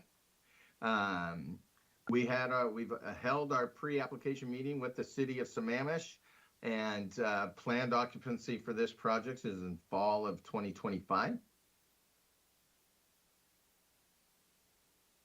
This is a concept design. On the bottom right is an aerial of the existing site, and to the left is the concept design aerial. This is a 15.5-acre site within the Sammamish Town Center. We do have wetlands limitations to the west. We can build up to 4 stories on this site. The project is 24 classrooms, 58,000 square feet for 600 students. This project and site allows for multiple phases, whereas up to a potential of 4 building structures, if you include structured parking, could fit on this site.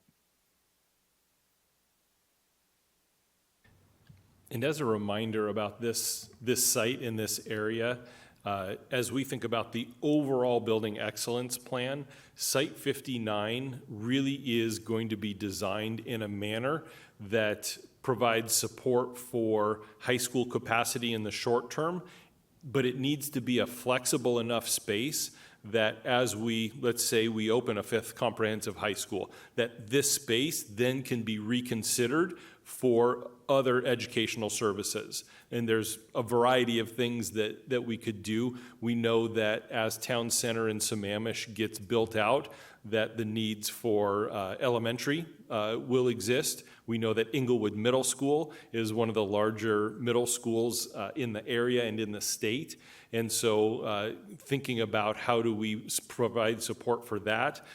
So there's a number of different things that we've thought about for this site, but in the short term, it needs to be high school capacity. Exactly what that high school capacity and how that support will be provided, that's the educational planning portion of this that we'll pull a team together to really think through how do we provide support for students attending Eastlake High School, because I think Barbara told me 20 minutes ago, they're north of 2,200 students right now. And we have flexed and modified and, updated every space possible at Eastlake High School. So if you look at our current capacity number at Eastlake, it says right around 2,200, but that is because we have squeezed every last space into a classroom space at Eastlake High School. And for many, many years, the target of a 1,500 to 1,800 student high school, what the board has targeted. We know that because we've not passed the bond programs that we've wanted to over the last 12 years, we're in a place where a number of our high schools are larger than we believe are best for students. So that's kind of the gestalt around this current space, and we have some additional educational planning to do. Mark? Just because I'm used to landmarks as opposed to square footages and so, could you give me an idea? Are we talking across is this the property across the street from the Metro Market, or can you give me some other landmarks? Correct. It's directly in front of Eastside Catholic, and the road that's shaded to the south is Crusader Way. Okay. So it's across the street east, basically, more or less. It's, directly east. Okay, thank you. I thought so, but I wanted to double check. Any additional questions about this site, Siri? So as you go forward to talk about the educational programming, actually there's two. About the site in general, when you say up to 4 buildings, is that green area that I see there? You could put other buildings into that area? Correct. Yeah. Okay. So wow. to the west is the wetlands. There's 9 acres of buildable space with 6.5 acres of wetlands. So it's about 60% of the site from the east to the west is buildable, and then the wetlands are in the front on the west. So the cursor is currently, wherever that was. Sorry, So I'm gonna unmute to make sure I'm pointing the cursor in the right place. So the cursor right now is on the wetlands area. The area to the left of that is the buildable area. Okay, and so then as you spoke about the educational program, how will that be involving the community up there in which to have that discussion as to sort of what that might look like in that area? I'm just curious as to if you've given any thought to that piece. So we're going to pull an internal team together to then design the process for how do we get voice into this. And so we don't have that team developed today. And so in the coming months, we'll pull that team together to actually develop a process, because there's a number of ways you can accommodate high school capacity, and it needs to be in consideration of the student's entire experience as they're going through high school. Right, so just wanted to ensure that we're thinking about those most impacted, and will they be engaged in that process of having some of those discussions? So Yes. Great. Thank you.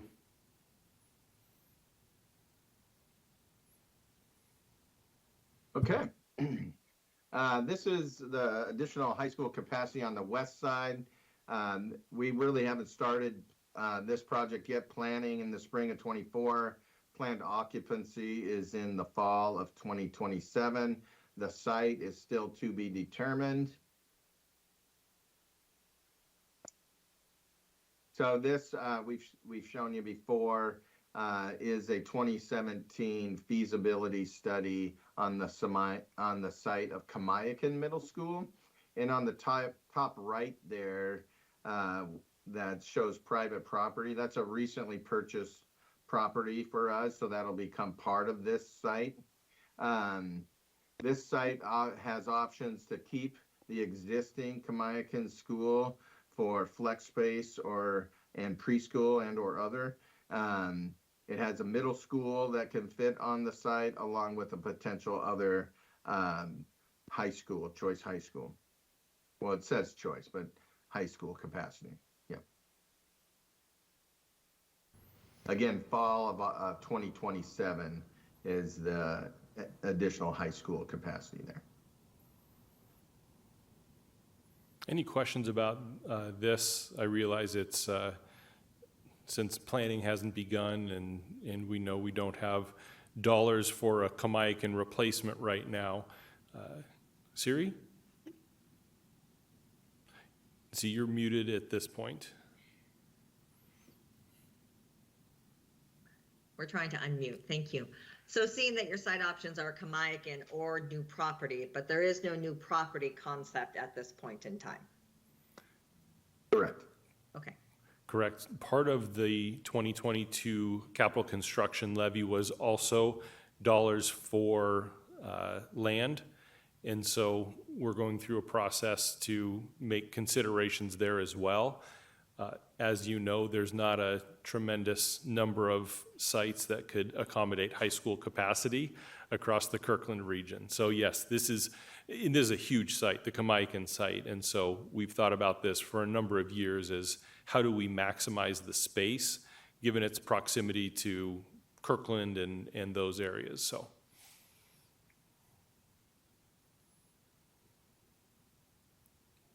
Okay. All right. And so as we go into the, as you all know, the original levy that we took out to the voters, we identified the need for elementary capacity in the Redmond area. And this was actually the slide we took out to the community. And we said that this levy would fund capacity in the Redmond area for 550 elementary students, 600 students through additions that you heard about today, and 1,200 high school students on the east and west side of the school district, which we just talked about, and then the acquisition of property. As we went out to the community regarding the elementary site, we talked about using the underdeveloped or underused portion of the Redmond Elementary campus. That aligned with a number of different components, given that we had the Facility Advisory Committee make some recommendations. We also knew that that area was going to experience rapid growth. So there was a logic to why that was identified as the area. The next slide is as we then continued to construct our building excellence plan, and this is actually on the website right now. You can see the first square bullet on this states add a new elementary school on underdeveloped land on Redmond Elementary campus with up to 24 classrooms for about 550 students. So that was the best thinking at the time given the data that we had available to us. And so I want to walk through some information that has caused us to consider if a different decision should be made related to the Redmond area. And so I want to walk through that. So the next slide, this really, as you all know, as we think about Redmond proper, we're talking about the schools that primarily feed into Redmond Middle School. Not talking about our Redmond community on the Ridge or Union Hill. This is really focused on kind of the downtown core Education Hill area.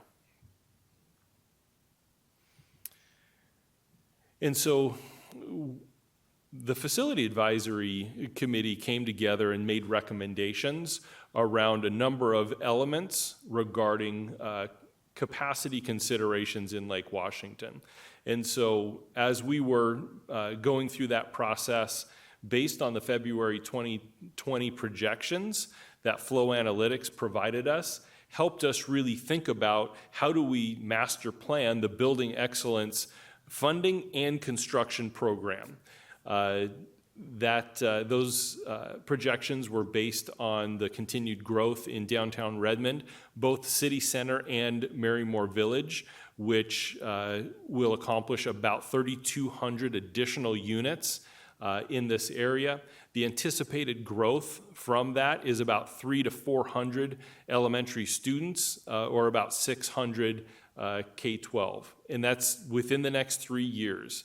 And another recommendation that the committee made was to use underdeveloped property, and specifically at the Redmond Elementary campus was one of those that they identified. And so next slide, our current situation. As we all know, our numbers, our enrollment, and our projections have modified since pre-pandemic. And so our current numbers, our current enrollment are lower than projections. So it isn't just that our projections have changed. Our current enrollment today is lower than our projections were for this year. We know that Flow, as they go through their annual process with us, that they will provide us with updated enrollment forecasts and projections in just the next couple of months. So kind of end of January, beginning to middle of February, we will receive those updated projections, which will help us as we think about the long-term plan and decisions. The next slide, we put this together, and I know it's a lot of data, so if you kind of look at it in chunks, first column just describing what we're reading, so Redmond Elementary specifically, because that was the target of the capacity concern. The Redmond Learning Area elementary schools, which are those Redmond, the Redmond Core, Downtown Redmond, and Education Hill schools. And then you can just see at the bottom just the additional information around permanent capacity shortfalls, Redmond Middle School feeder elementaries, and then Timberline Middle School feeders, because we're having a different experience between those two middle school feeders right now. And John, can I just clarify the second row, the Redmond Learning Area schools is both the Redmond Middle School feeder and the Timberline Middle School feeder. Thank you. Thank you. Yeah. And so let's just start at that first row with Redmond Elementary. And we took a point in time, which was fall 2029, to benchmark our projection. And you can see the January 2020 projection, which was over 1,000 students in the Redmond Elementary boundary, was adjusted the next year down to 855, which was adjusted this year to 831. So you can see the projection has substantially changed. And then if you go to the next set of data with projection and actual, our projection for this year's enrollment at Redmond Elementary was 682. Our October 2022 enrollment at Redmond Elementary was 546. So you can imagine what's going to happen with the projection now that we are about 135 students even lower than the projected number for this school year. So, and John, can I just add just some context too about how Flow did their projections? So the January 2020 projections were obviously pre-pandemic, and so obviously all demographers were kind of challenged about how to prepare long-term forecasts the next year during the pandemic. And so what Flow decided to do, as many districts did, we had one of the fewest losses of enrollment as many of the districts around King County, but still we did lose enrollment. And so in January of 21, for the long-range projections, Flow Analytics made an assumption that 85% of those students that we lost due to COVID would return. And so those projections, that was the January 2021 projections. And then when they updated their projections a year later, they further refined that and assumed that 25% of the loss, because we did gain back, we did receive some of that loss, but they were still tracking the number of students that we had lost. And so then they assumed in last year's projections that 25% of COVID loss would return. And so that feeds into that fall of 22 projection that you see of the 682. So just wanted to provide that additional context. Great. Do you want to talk through the Redmond Learning Area elementary school data as well, just to make sure that we're on target with that? Absolutely. So the second row of data is really their projections for the 8 schools in the Redmond Learning Area. That's Einstein, Barton, Mann, Redmond Elementary, Rockwell, and then in the Timberline feeder, it's Ella Baker, Rosa Parks, and Wilder. So that was the first 3 columns were the first, the 4779 through the 4092. Those were their long-term projections for the enrollment of those 8 schools combined. And then I'll just stick with the left side for now. And then we compare those enrollment projections with capacity. So when the Facility Advisory Committee was looking at the original January 2020 projections, the permanent capacity shortfall, so that doesn't include the portables that we have, and we have capacity of 828 portables, or we have 36 portables providing capacity for 828 students. Let me say that differently. And so so we were short 762 students in permanent capacity based on those projections. And then the numbers below that are just a breakout of the Redmond Middle School feeder schools versus the Timberline Middle School feeder schools. And so as those projections were refined, you can see that the permanent shortfall by the February 2022 projections were a shortfall of 75 students. But when you look at that broken out between the Redmond middle school area and Timberline, we still are short about 209 students, but have an extra capacity of 134 in the Timberline feeder elementary schools. And then moving to the right side, just showing the second row shows the current total enrollment projection and the total actual enrollment, that last column of 3,727 students right now in those 8 schools. Currently, there is not a permanent capacity shortfall today. We have a 290 in the Redmond learning area schools. And then when you break it out between Redmond Middle and Timberline, it's, we have 129 and 161 student capacity. Again, that's just right now. We know, again, we know that, there's additional development still happening downtown, but we also know that the incoming kindergarten, first grade, second grade numbers are lower as well. Okay, and the next slide really, so as we think about our responsibility around fiscal responsibility, our commitment to using our community's resources to the best degree possible and addressing the needs of our students in the area, it felt like conducting an evaluation and just making sure that we are making the best decision based on the data we have, the projections that we have, the information that we bring in was important, because this changed enough to cause us to really reconsider whether or not adding an elementary site on the Red L campus was the best use of those resources. And so just want to walk through as we think about evaluating this and coming back to the board with a recommendation. And our next slide is asking for your feedback around what information and data do you want as part of that recommendation as we come back to you in a few months around either a status quo recommendation or an updated recommendation to do something different.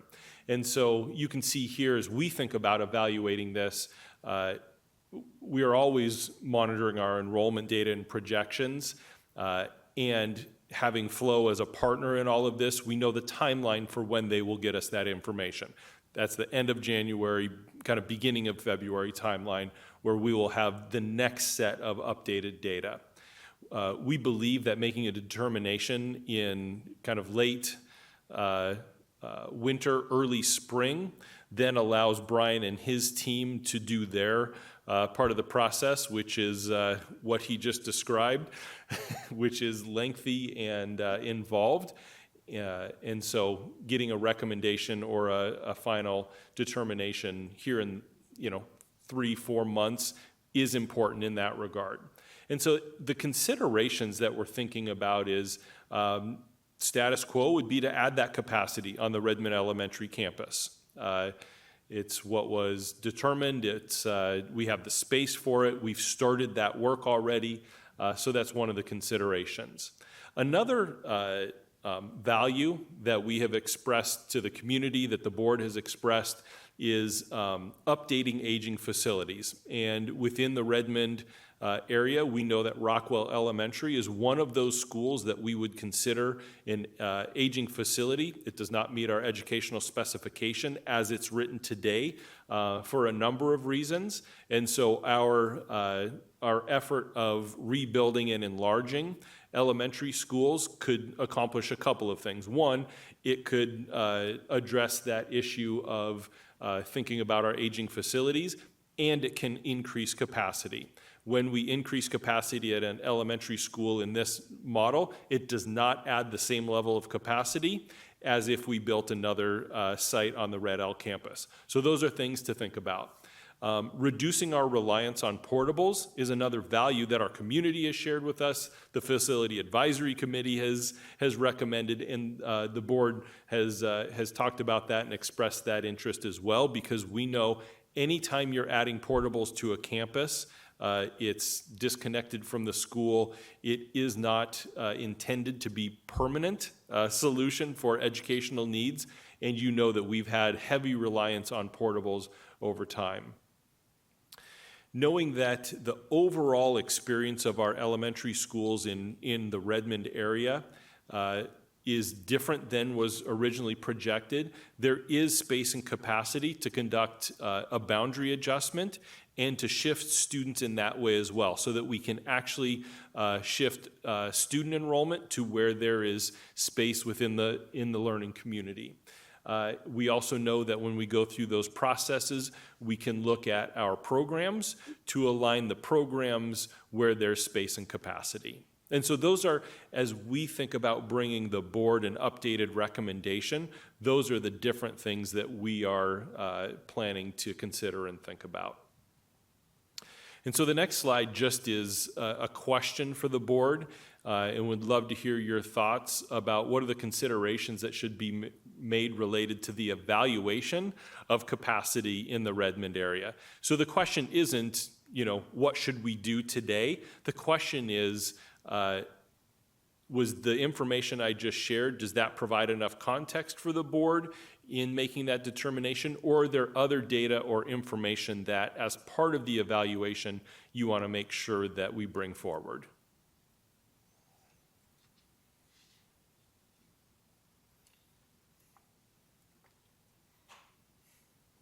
Mark? Maybe I missed it, John, but we didn't talk about Cadman, did we? So, no, this is not in relation to Cadman. Okay, no, I just want to make sure I hadn't missed something. Okay. All right, thanks. Yep. Eric?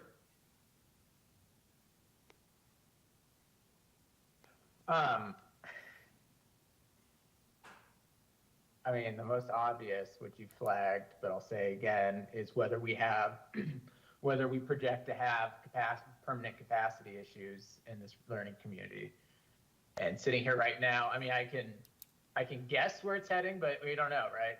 We don't know what the projections are going to show. I mean, to me, that's the primary consideration: is do we have a capacity issue? And if we do, then I think the decision's one thing, and if we don't, then it's another. Or it could be another, at least. So.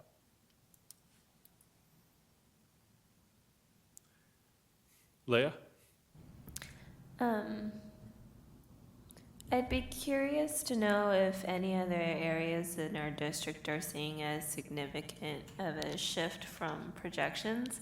So are we having students moving to other areas within our district, or coming in different areas than where we initially thought, and therefore could we, redisperse the funding potentially?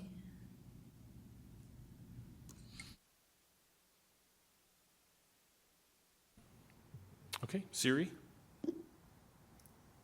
So I'd be interested in knowing where the growth is expected of the 300 to 400. You said downtown core as well as Marymore Village, and those are actually strikingly different locations within Redmond. especially in regards to access. So that would be a piece I'd be interested in. Okay. So a little bit more micro analysis of the area. Is that a fair? Yeah, just knowing that Marymore Village has a huge piece and we actually have nothing in that area that serves students K-12. And it's bounded by 520 light rail in Marymore and 202, I mean. So it creates an interesting environment over there. So that's just something to think about as we go forward.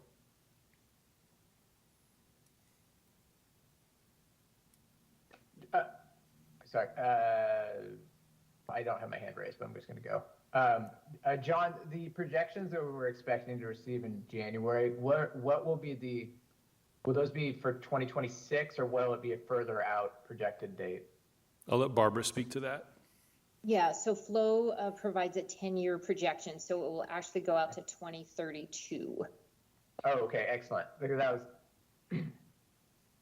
that was going to be another consideration for me. So we're just going to continue using that 2026 horizon. I think that's a little too narrow. Okay.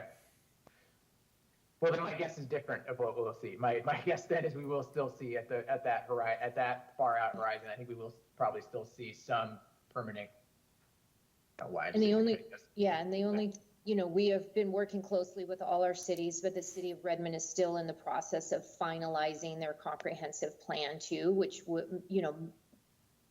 will determine kind of where they're going to focus their growth areas too. So that we may not have that finalized by February, but so.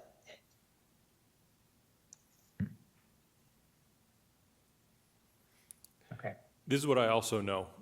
I just dropped a big topic in the room today, and so if you have other considerations or things like that, let's schedule time to talk or just shoot me an email because it feels like a very important activity for us to go through.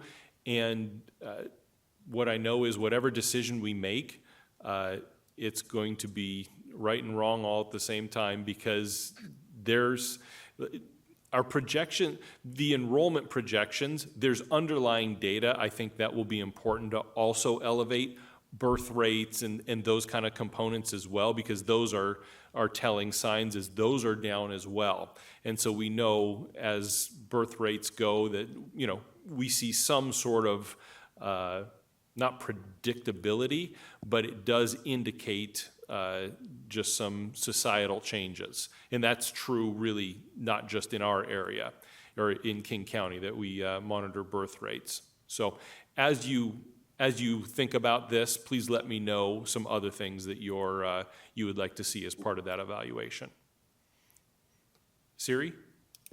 So I'd like to see migration, especially immigration and some of the impacts that has occurred, especially being in the tech industry, being such a huge component here, and how is that influencing potentially that decline, and how do we pay attention to that? Okay. Because I do think that potentially is a piece of what we're seeing here.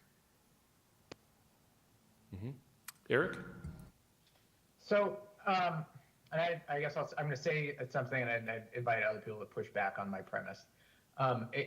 We don't have an explicit policy that our focus is on construction is on capacity instead of modernization, but that has certainly been our practice for a decade now, maybe, right? And I think to shift dollars from your second bullet point is address aging facilities and increase capacity, but in my view, that would be sort of a policy shift for shifting money. I use the word policy lowercase p, shifting money to more of a modernization program, at least for this particular project. And I guess, I don't know, that presents I think, potentially an issue district-wide with future.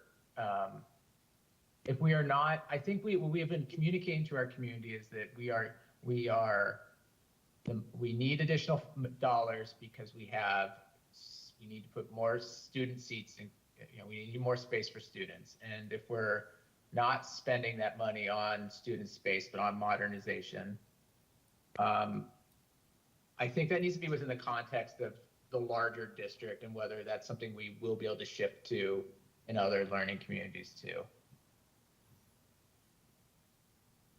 I think I agree with all of that. Yeah. Siri? So just continuing with that, I would agree that we need to think about along the lines of in the reevaluation of this, what are the overall goals and vision that we have in regards to our facilities? And Redmond was the target because of where the data was showing at that point.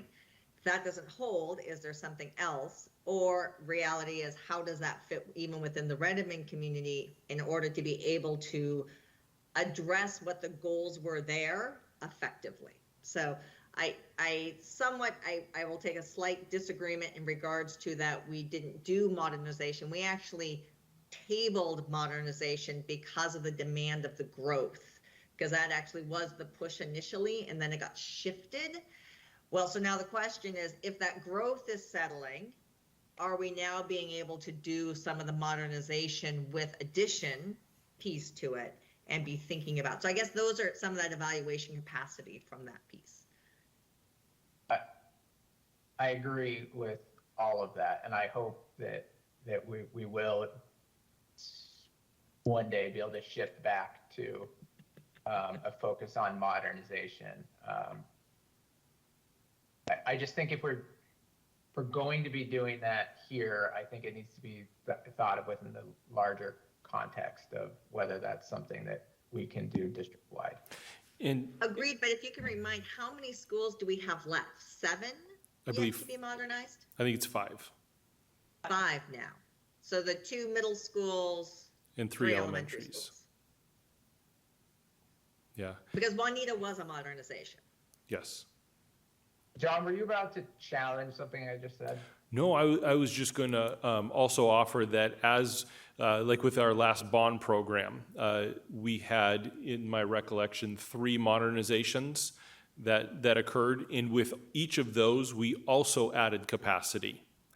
And so we had Juanita High School, Peter Kirk Elementary, and Margaret Mead Elementary. Yes, I appreciate that, but I think maybe this is my own view has been that our focus, well, I'll say this, my focus has been on space and capacity and creating additional capacity as a priority over modernization. Yes, maximizing student capacity as opposed to replacing current student capacity. Correct. Yeah. Okay. See the Yes, and to be honest, that was one of our conversations as well, because we went out to the community talking about capacity for 550 students. This would not accomplish that goal. Yeah. Leah?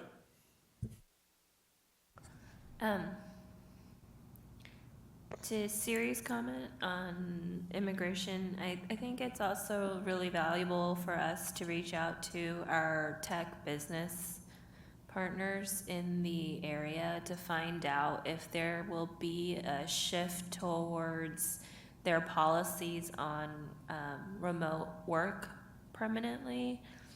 I just know for a fact, I know specific families that moved out of the area but maintain their jobs. And if there is going to be another shift towards asking employees to come back in person, then this whole conversation about capacity projections being inaccurate may just be pushed out, potentially. So having information or some conversations to provide some insight, potentially.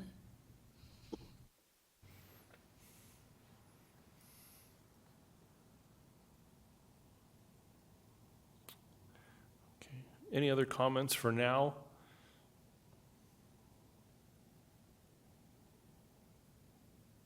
Okay, thank you.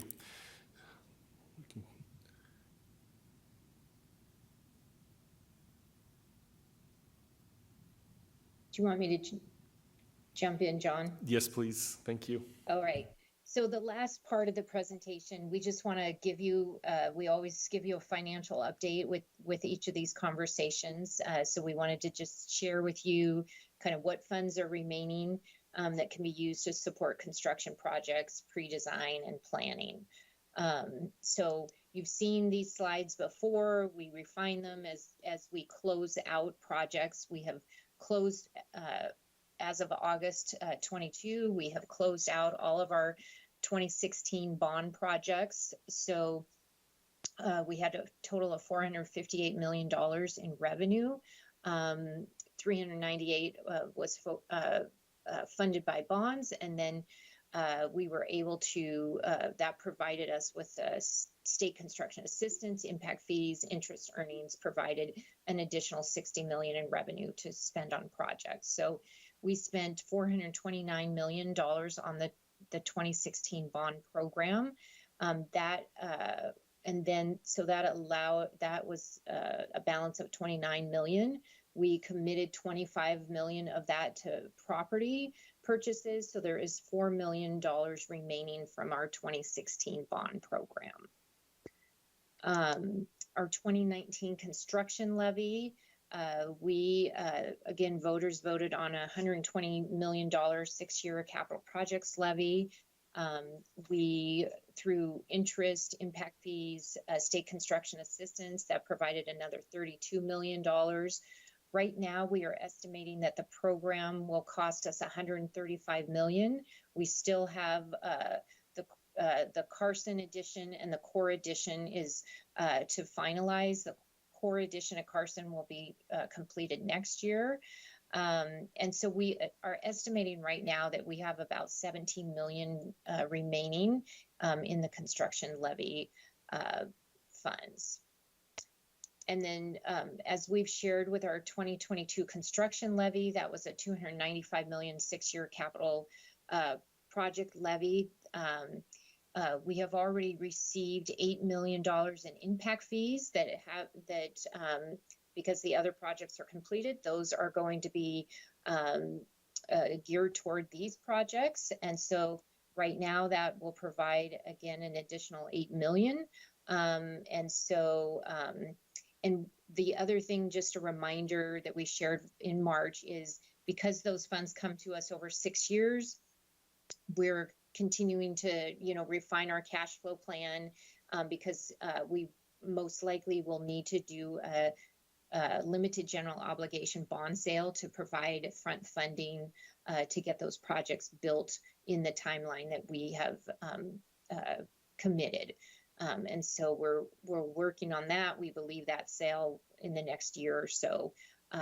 So this, I know the bar charts are much prettier, but I just had to do a little table to show you some additional information. So just to summarize, our original balance from the 3 programs I mentioned, the bond program, we had a balance of 29.4 million.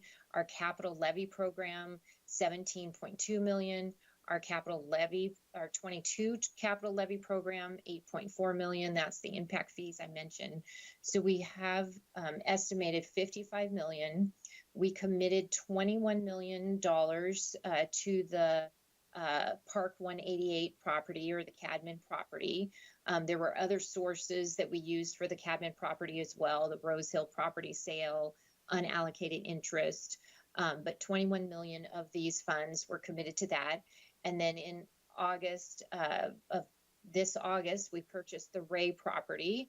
That was another 4.1 million. So that leaves 4.3 million in our 2016 bond program, 17.2 in our 2019 program, and 8.4 in our 2022 program. So we have about $30 million balance. We are holding about $1.5 million for property acquisition related to parking. And then we're reserving about 5.6 million of our state construction assistance funds to provide for the interest costs of the LGO bonds. The principal can be paid back with levy proceeds, and our bond advisor, underwriter, they actually can sell bonds at a premium, so it does provide dollars to offset those interest costs, but there's approximately $5 million of potential costs there. So we have about $23 million to support construction project inflation, construction projects. We know that the cost of construction has had significant inflation over the past couple of years. It is leveling off, but still TBD on those costs. And then just our pre-design for future bond program, and then just continuing planning and property acquisition. So any questions related to that?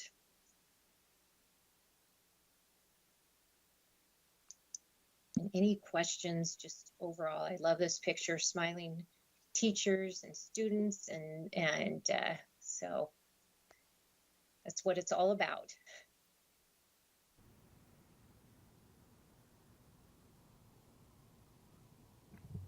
Okay, so that's our 2022 capital construction levy update. And so, as you know, always more to come, and I'll keep the board updated as we work through that evaluation process to make sure that as we come back to the board with an updated recommendation that you've been informed along the way, that it isn't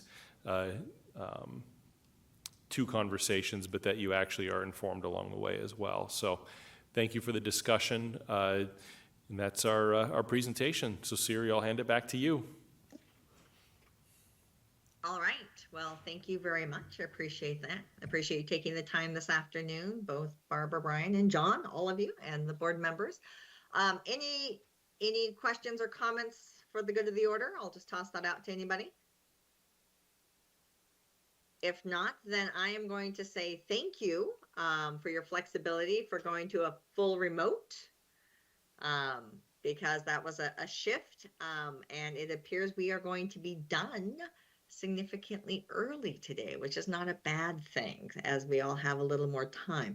I encourage you to go to the International Market that is in downtown Park of Redmond right now. There's lots of good things going on there with Redmond Lights, so very fun celebration. We were there last night watching the UW Taiko drummers. They were very fun. That goes on all month, so feel free to go and check it out. But with that, any questions, comments? I think Kirkland is having a Winterfest tonight too, downtown. See, another location. Plug for my town too. There you go. No, it's good. They're fun to see. It's good to be outside. And with that, then I And if think you're we still in the will. market for Twitch, Yeah. All right. All right. With So that, I you think we can. can wrap Can it I, up. Sorry. can I adjourn our study session at this point? All right. Yeah. With that, our study session has now ended. Thank you all. Great. Thank you. Nice to see everyone.